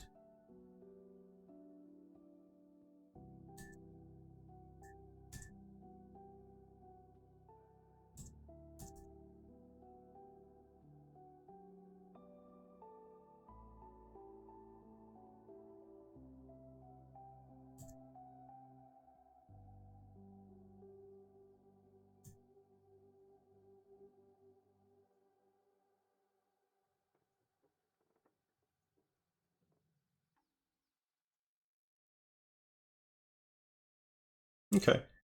Don't really care about this.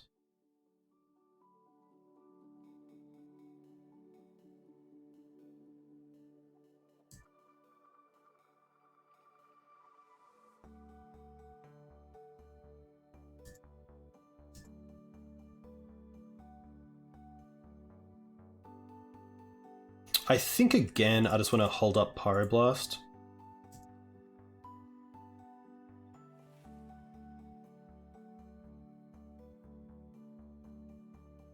Kind of like just getting Skyclave.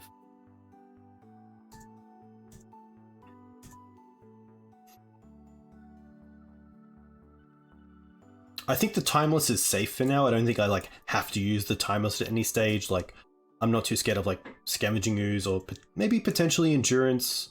I don't think like Cling to Dust would be in the deck.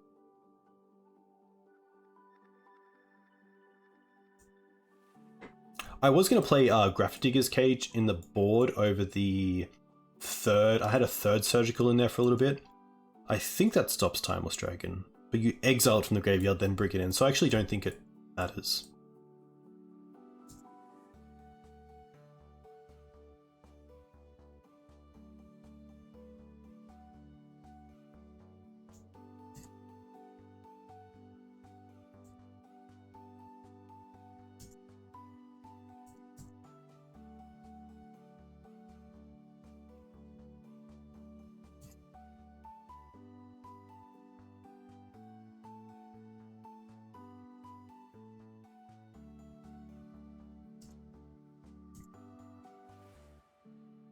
Another Skyclave's pretty nice. I'm going to fetch up a basic. And then just go for Skyclave on Library. I like Skyclave on Library over Spirit of Labyrinth because Spirit's a little bit easier just to get rid of and then turn back on the Library.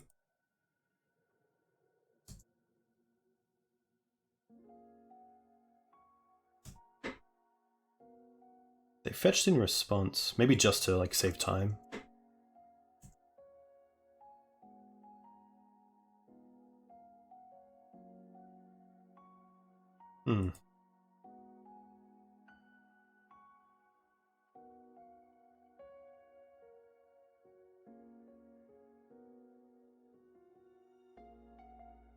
I don't mind blasting this, just to stop them from getting the card draw.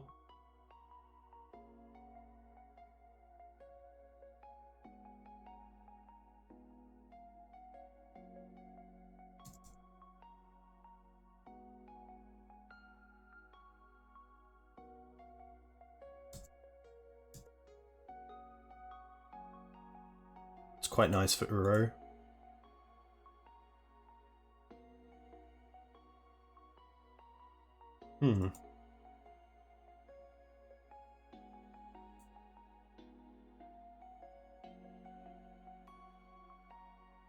I think this is just a Yorion into hand type of moment.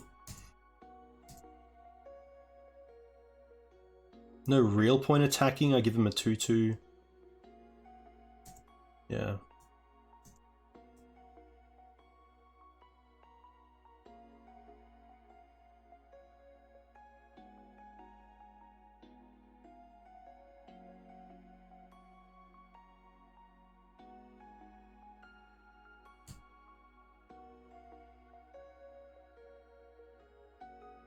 Witherbloom's gonna be fine.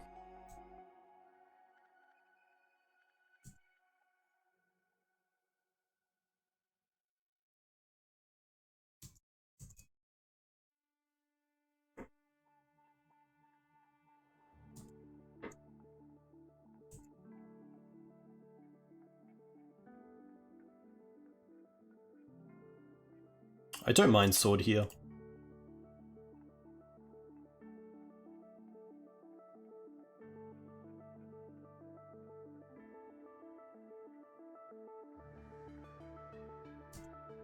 I will attack into Endurance because we have the Solitude. No? Okay.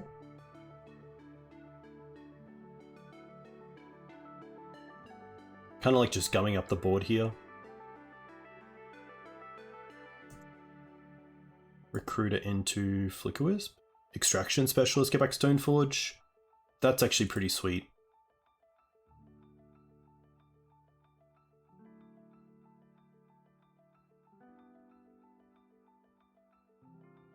Okay, that's fine. We kind of got our value already, so...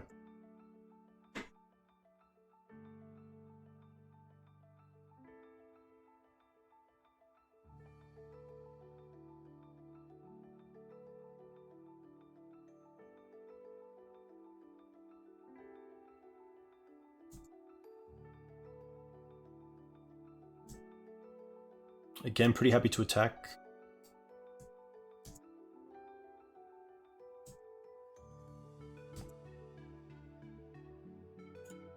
Probably just Skyclave here, take out library.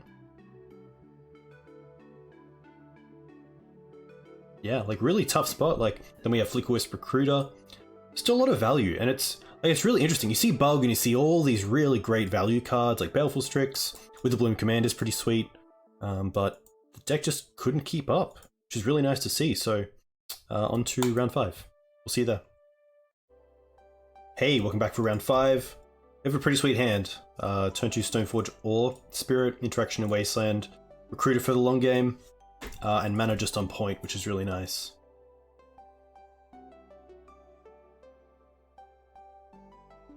Not too sure what Bozo's on, but I guess we're going to figure out. They're on 6.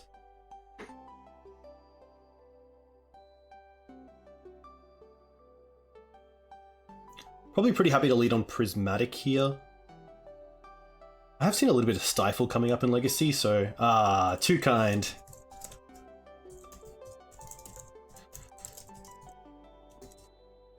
Opponent, a fan of the channel, which is really cool to see.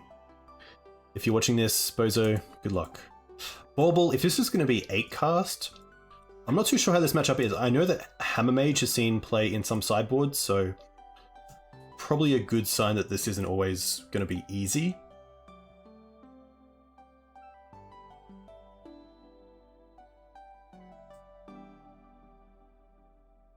Okay. I kind of want to Wasteland Tomb here. We'll see what they play.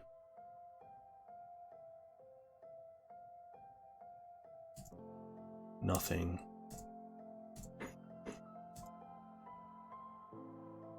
Yeah, I think taking them off the Soul Land is just so big here. Like a Kappa Cannoneer there would be huge next turn.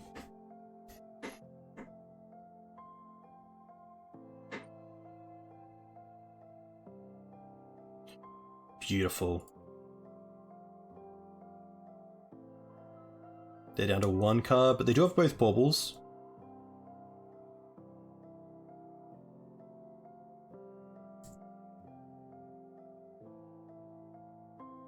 Happy to fetch out Basic, and I'm just going to slam Thalia here. Oh, sorry, Stoneforge to try to get Kaldra online. Really get that beatdown strategy going.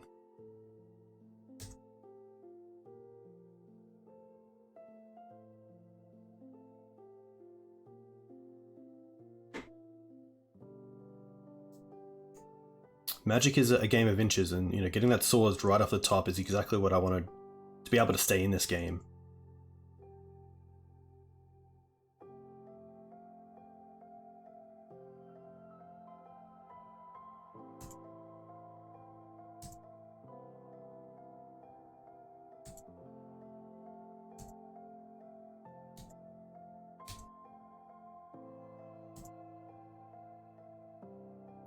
They don't know about the Spirit, but there is a world where they get stuck by Baubling us and then trying to draw in their turn.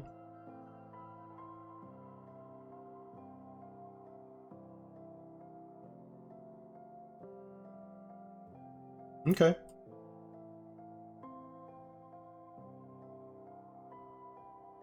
Wow.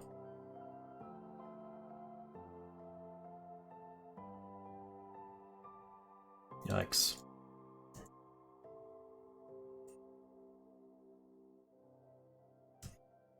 Guess we start with Phyrexian.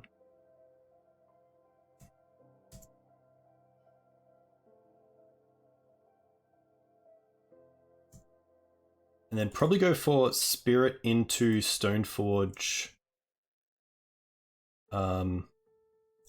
Jitte. Can take out the Emery potentially.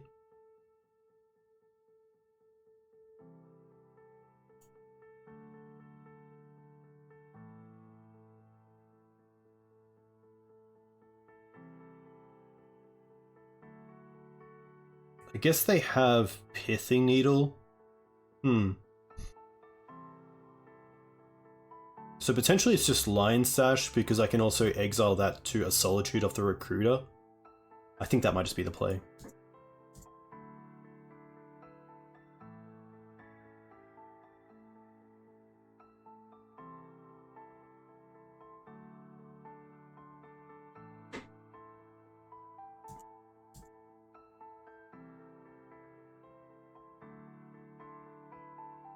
They may use one bauble here so they can draw an out turn.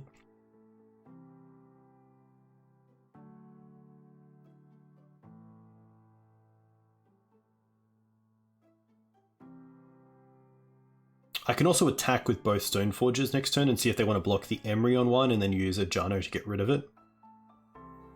I don't really care if Thought Monitor deals with the other one. Interesting, they go for Bauble.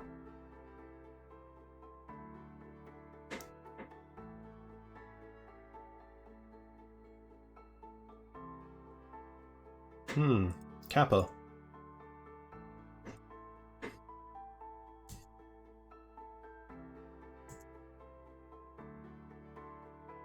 Is that too slow? That's the big question.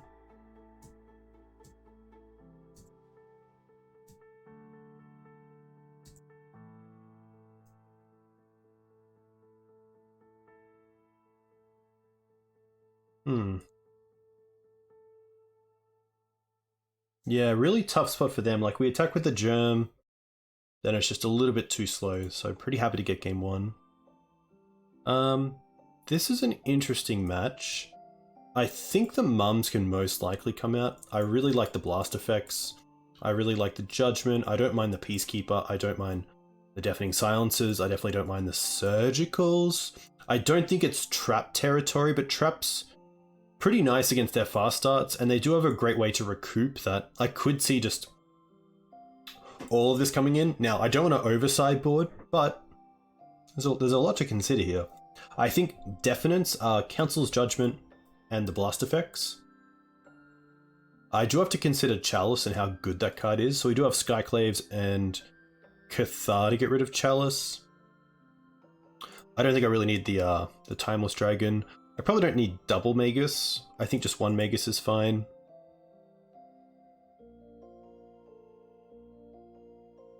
Mums. Like, I assume they have some sort of bounce spell in either Aether Spell Bomb or Otawara. Maybe Dismember. I still like Batterskull and Culture Complete and Jide. Peacekeeper is just a bit of a control-y card. That's if I really want to like control how much they can attack with. I guess it's great against the Kappa turns. Surgical is meh.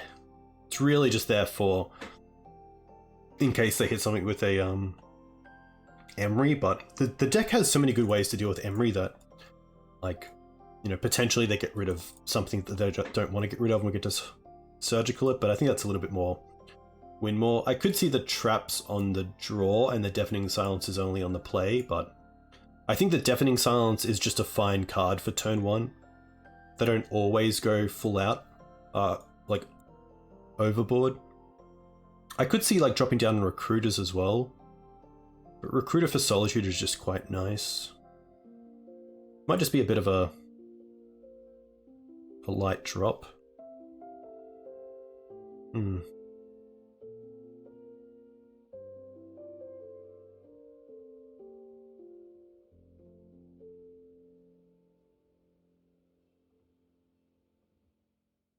Like 2 Thalias. I like Magus against Saga especially. Solitude's nice. It's actually a really tough one. Peacekeeper's nice for if they go wide with Sai or the Kappas. Charming Prince.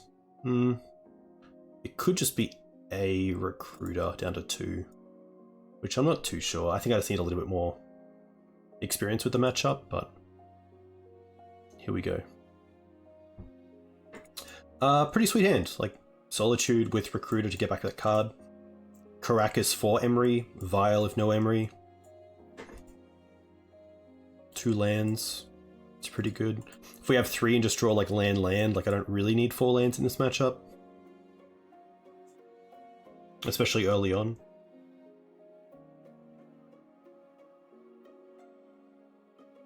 Spirit of the Labyrinth seems really good against these versions with Thought Monitor and Thoughtcast, especially if they're 4-ofs. I think Bob Wong had dropped down to a 3-3 split. He found that there weren't enough artifacts in the deck and then adjusted from there, which is pretty cool to see.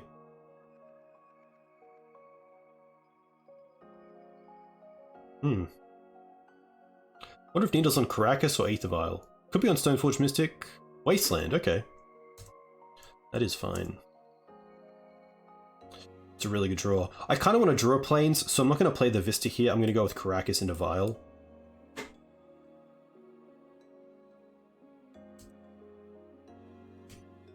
I also don't want to 6 this turn, because we might want a Solitude.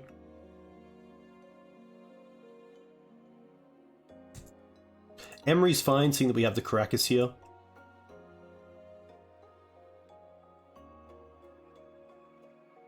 We draw a land off the top. Beautiful. I'm going to play the Arid as it opens up more. Return this and just pass back.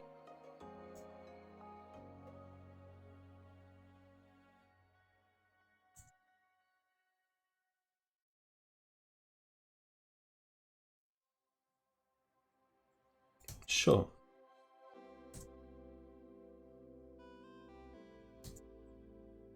Oh, old school bauble. That's cool.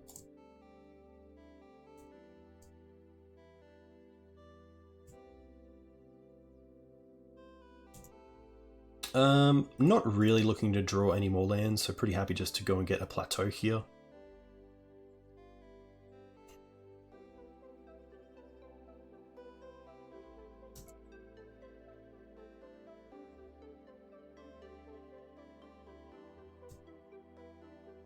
Could activate Vile on their end step, but when they're tapped out, there's not really any reason to.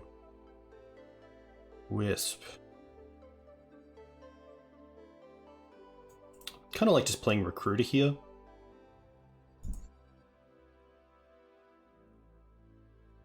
Maybe even just putting Yorion into hand is better. Yeah. Not too sure what I want to Recruiter for yet, so seems great. Also plays around some sort of force effect. 2, 4, 6, 7. Perfect.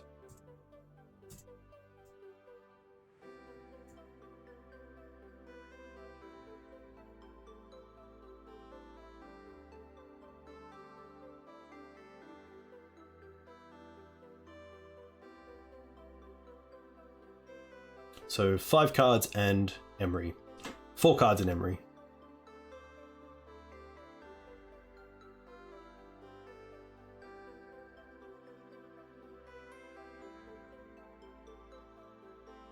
Petty Theft on this.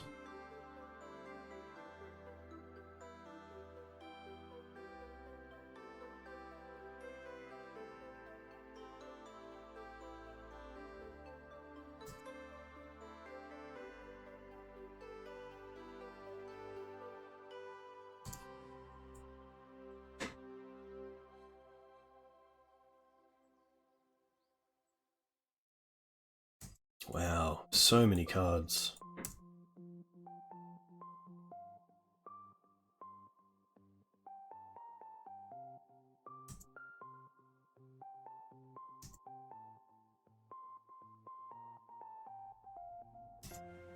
Wow, they didn't have Dismember. That's pretty huge. I think here I'm actually in a position where I'm happy to Solitude one. Probably getting rid of Yorion at this stage. Just to buy a little bit of time.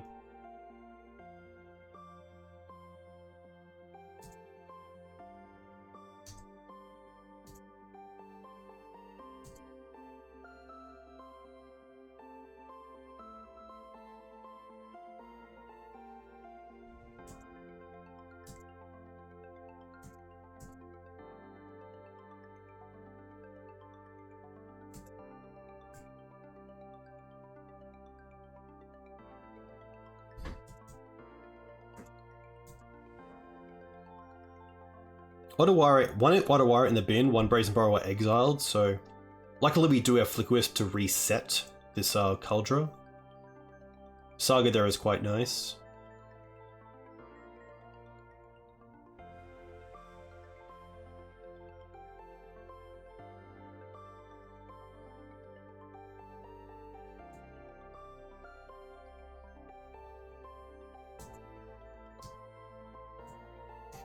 Okay.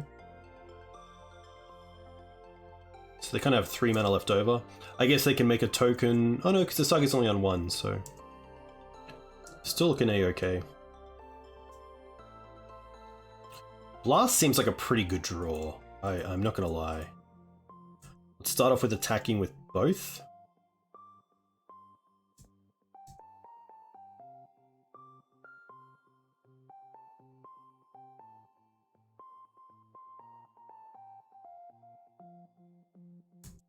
Sure.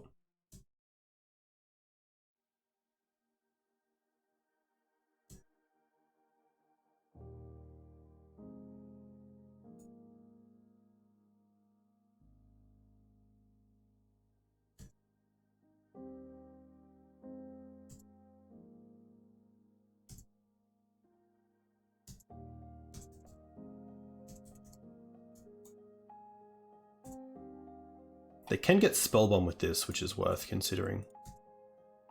Yeah, without Spirit of Labyrinth, they've just drawn so many cards, like 2, 4, 6, 8, at least. Huge.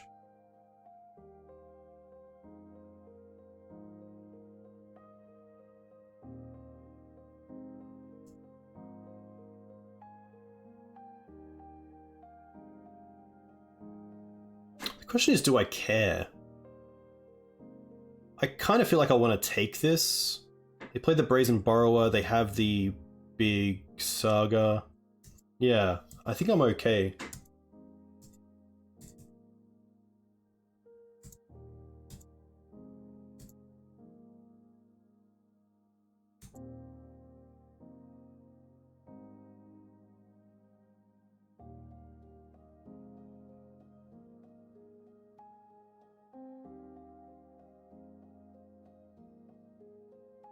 Could also play Peacekeeper. It's pretty funny.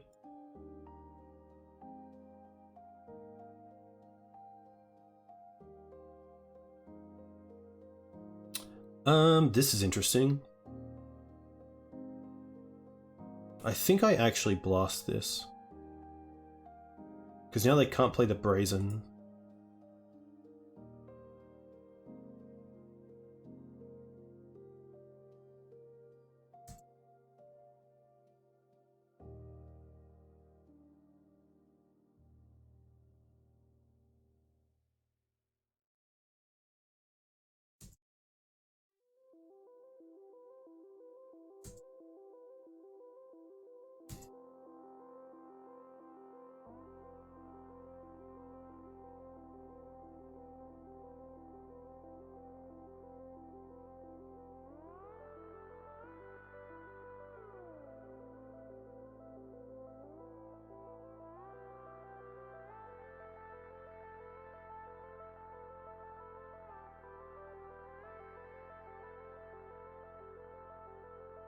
I guess they have Aether Spellbomb, but then we have Solitude.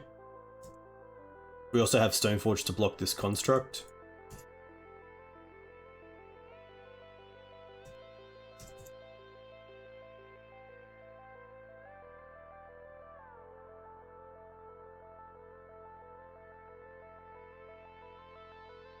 They can't use the Ancient Tomb, which is nice for us.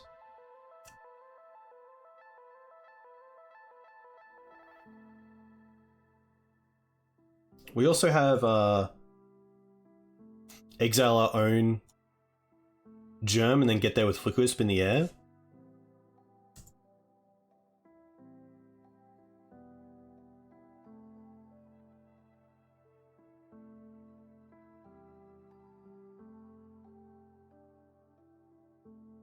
Sure. 6 cards, we know 1 is Emery. Okay, 4 cards, we know 1 is Emery. This can't block. Can block only creatures with flying. Okay, so they actually can block the Flicker Wisp. Interesting. Are they going to try to Kappa here?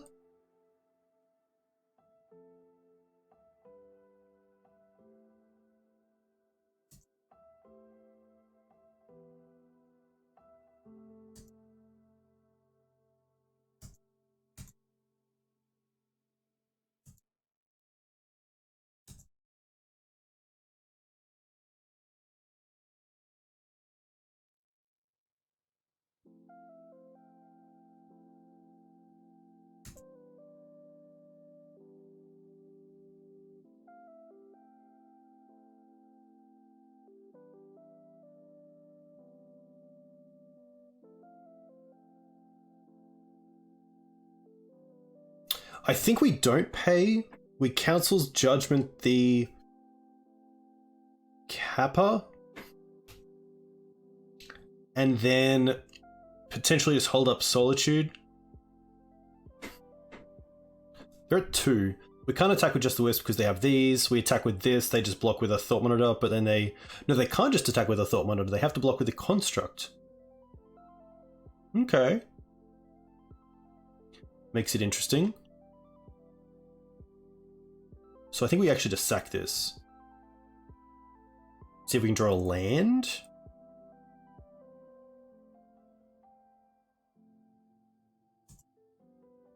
Another Solitude.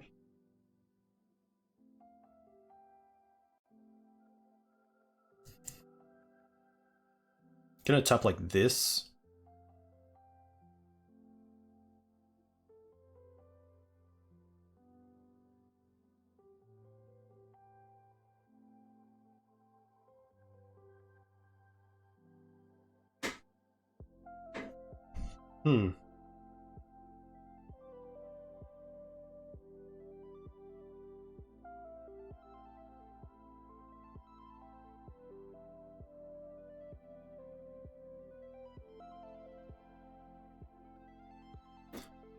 This is actually a big one. What if we take out the Construct, we attack with all, then they have to block here, they have to block here, and they have to block here. They lose everything. We keep the Germ, but they keep the Spell Bomb.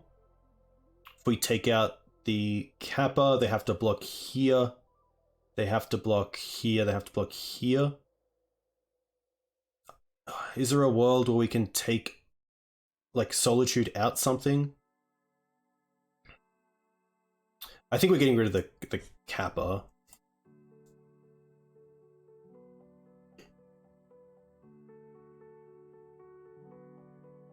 And then attacking with all.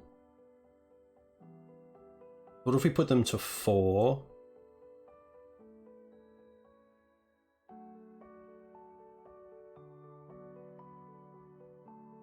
It's actually a really big... Let me know in comments if you see something I don't.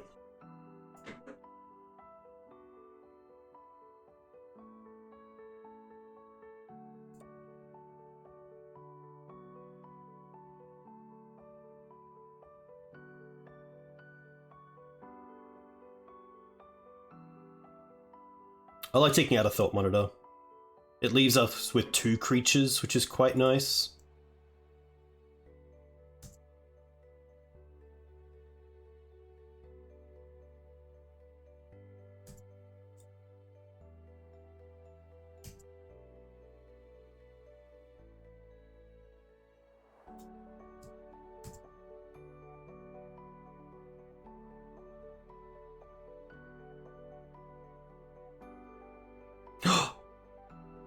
Oh, you don't have to tap it.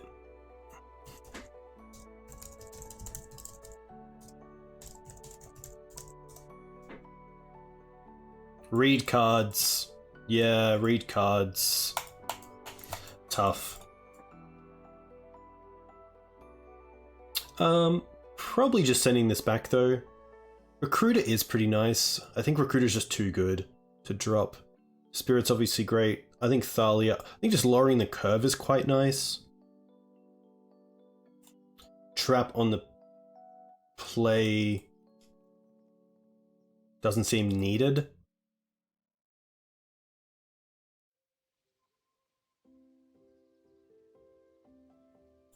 Everything else is pretty solid. Peacekeeper, potentially no.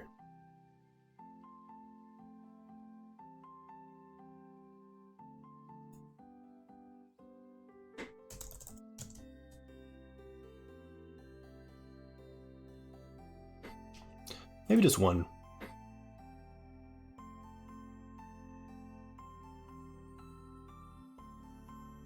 Peacekeeper's nice though. It's kind of like the Elves matchup where you kind of just want to have access to it.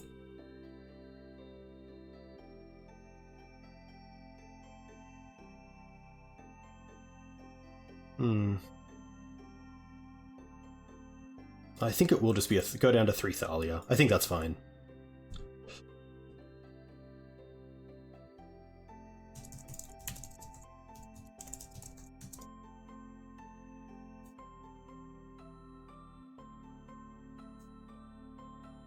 Yeah, it's pretty good. It's a little bit of a 6 with the complete, but I don't want to show the Caracas either because of Emery. So I am going to go for Plateau here into Deafening Silence.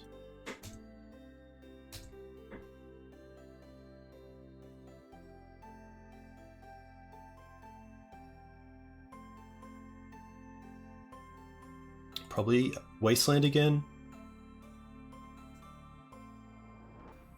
Stoneforge, okay.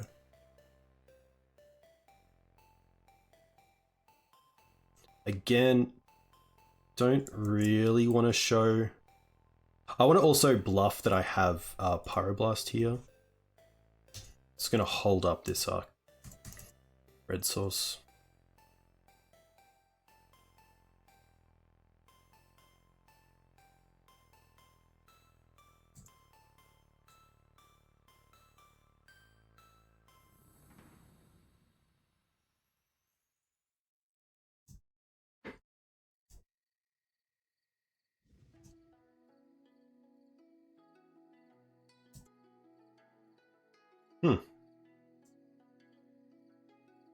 I kind of just like Recruiter here for Flickerwisp.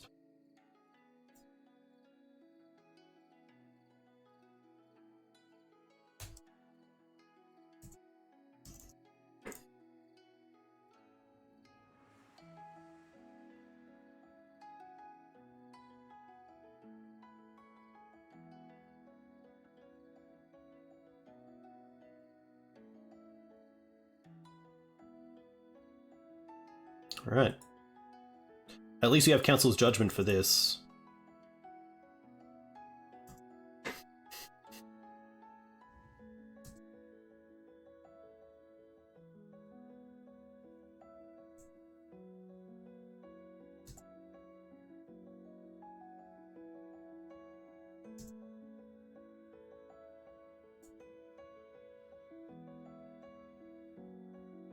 Oof.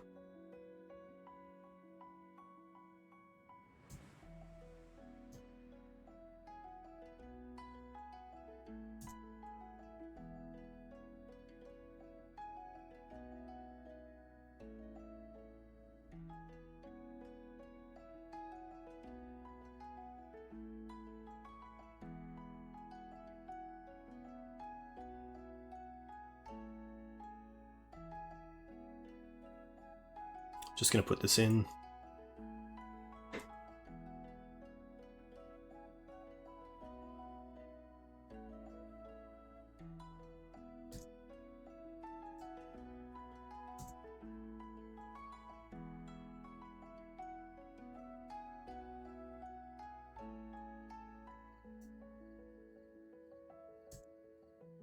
I will put this up to 3 because I kind of want to hit the Kappa potentially. We draw a land.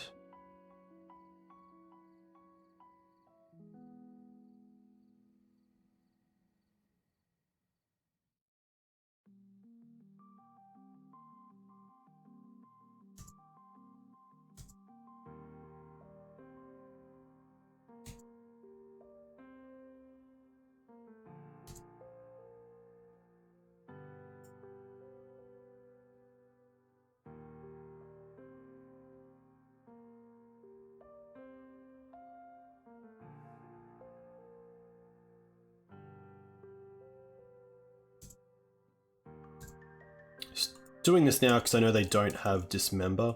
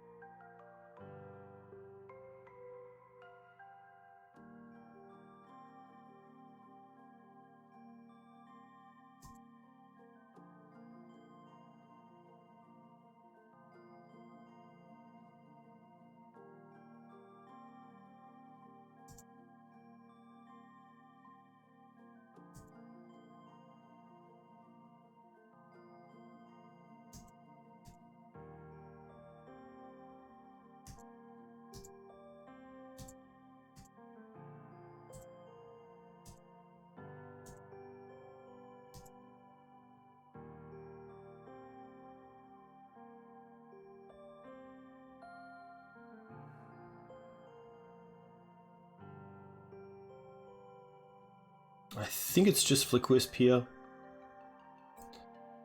This is going to stay at 3. Because if I draw a land, I get to just trade Cathar. Stoneforge.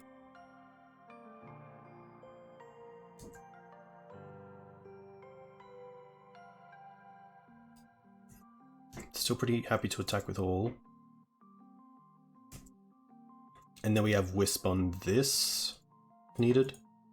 Because Ward is 4, we have 4 mana.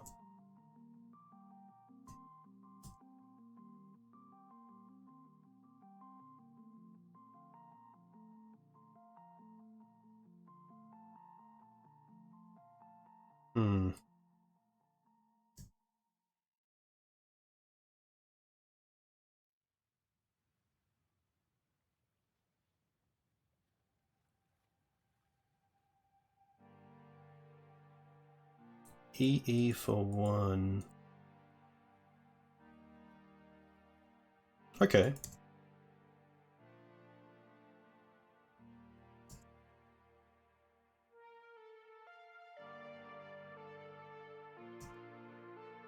I think that just does it.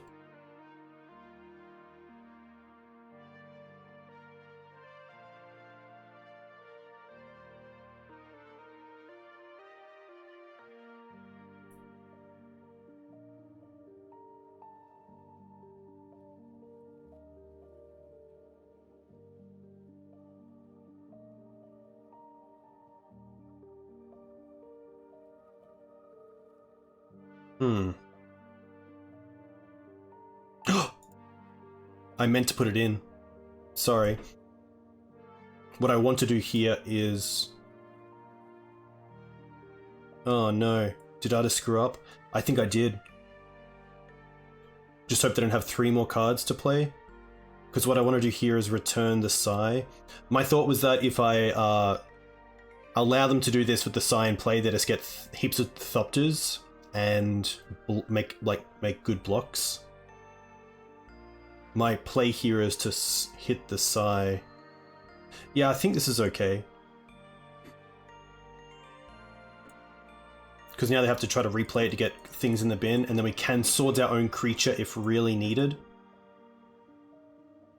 This also hits the Needle, that's going to be fine.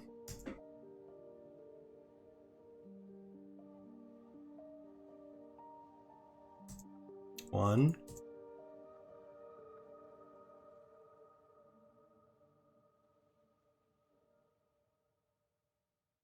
Wow.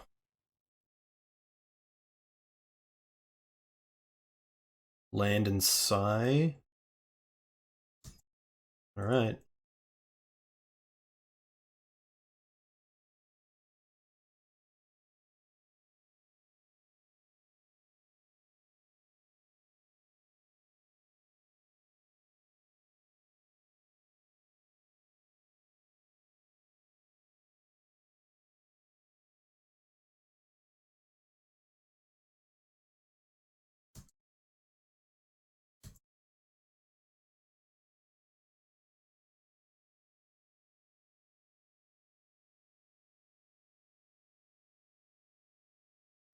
Tough.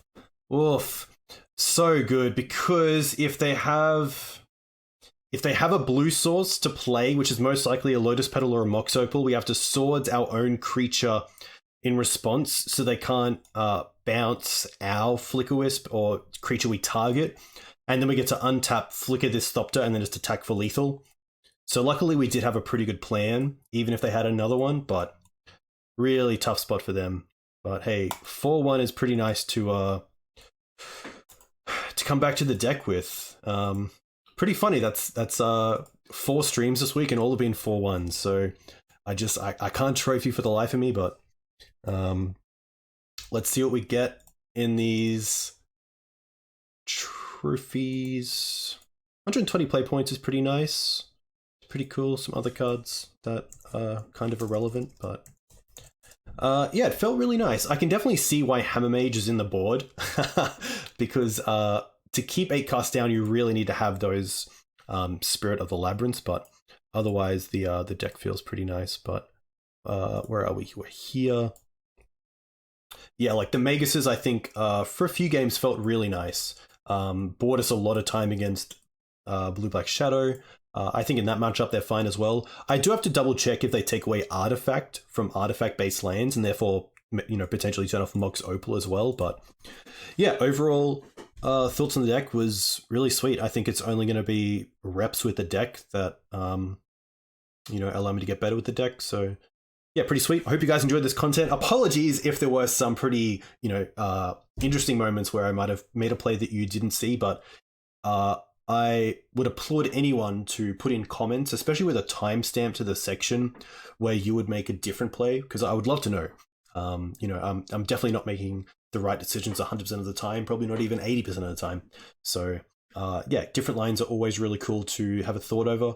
And I hope you really enjoyed this content. I know that there's a lot of lovers out there for D&T content, and I definitely want to make some more. So here I am, looking to only get better with the deck. So if you enjoyed this content, definitely consider following the channel, liking the video, leaving a comment, and I'll see you all next time. Thanks again.